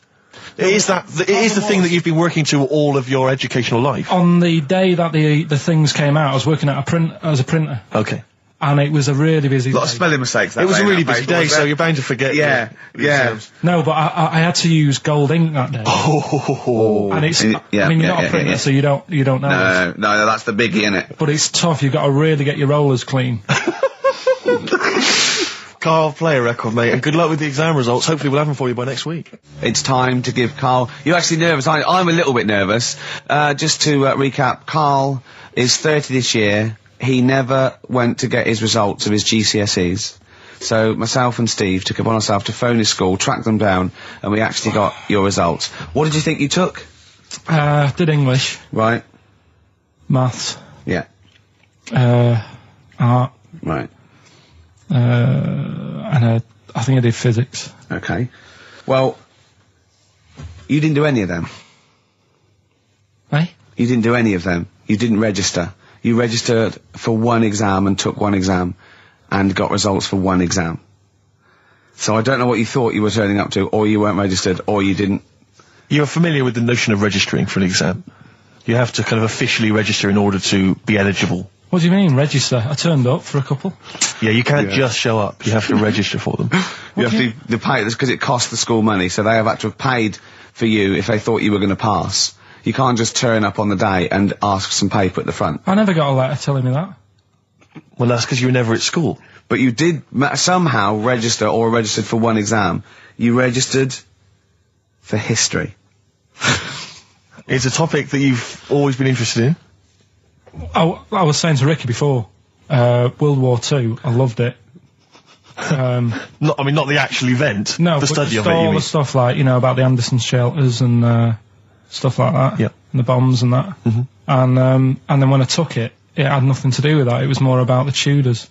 So the Second World War didn't come up? You mean there were no questions about the Anderson shelters? Nothing. That's devastating. So what are you expecting the result to be? Is that it? Yeah, it's the only one you took and registered. As far as the school is concerned, or certainly in it's the only one that counts. us. It's the only result. It's the only one that counts. Yeah, you've got. Did you register for yours? Yeah. Yes. I've got certificates and everything. So what, do you do that before the exam? Do you have to go somewhere and sign something, or? Yeah, you don't check your results and then decide if you want to register. It's not like Millionaire, when you look at the question and go, I think I'll take the money. Yeah. You go. No. But anyway, you must have registered for one, or maybe your teacher put you in for it. I didn't do it. They must have been confident. They must have been confident. They must have thought your best bet was history. Right, so, what did they get? You got an E. Which I think, technically, is a pass. E? It's a bad pass, but there's F, and there's You're not going to be doing a PhD. You can get an F, right, which is fail, and then a U, which is ungraded. Now, I don't know why the U exists, because F means you failed. U is like them going, you not only failed, but you wasted my time. So we're annoyed that you took this exam. So you thought they'd register me to get an E? Well, they didn't. I think they were hoping. It was rather like you with the lottery. They were hoping for something better than nothing. See, I assume that the man who registered for that thought he can scrape an E if Anderson shouters come up. Yeah. Well, that's it. You've got. Now, what I'd like to do, Karl, is I've started your re-education. You've read a book on Rasputin. I'll be asking you a few questions about that later. I've got another book for you to read next week. Next week, I'm not in the mood. What? Not in the mood. Oh, come on. Look, what's that? What does that say?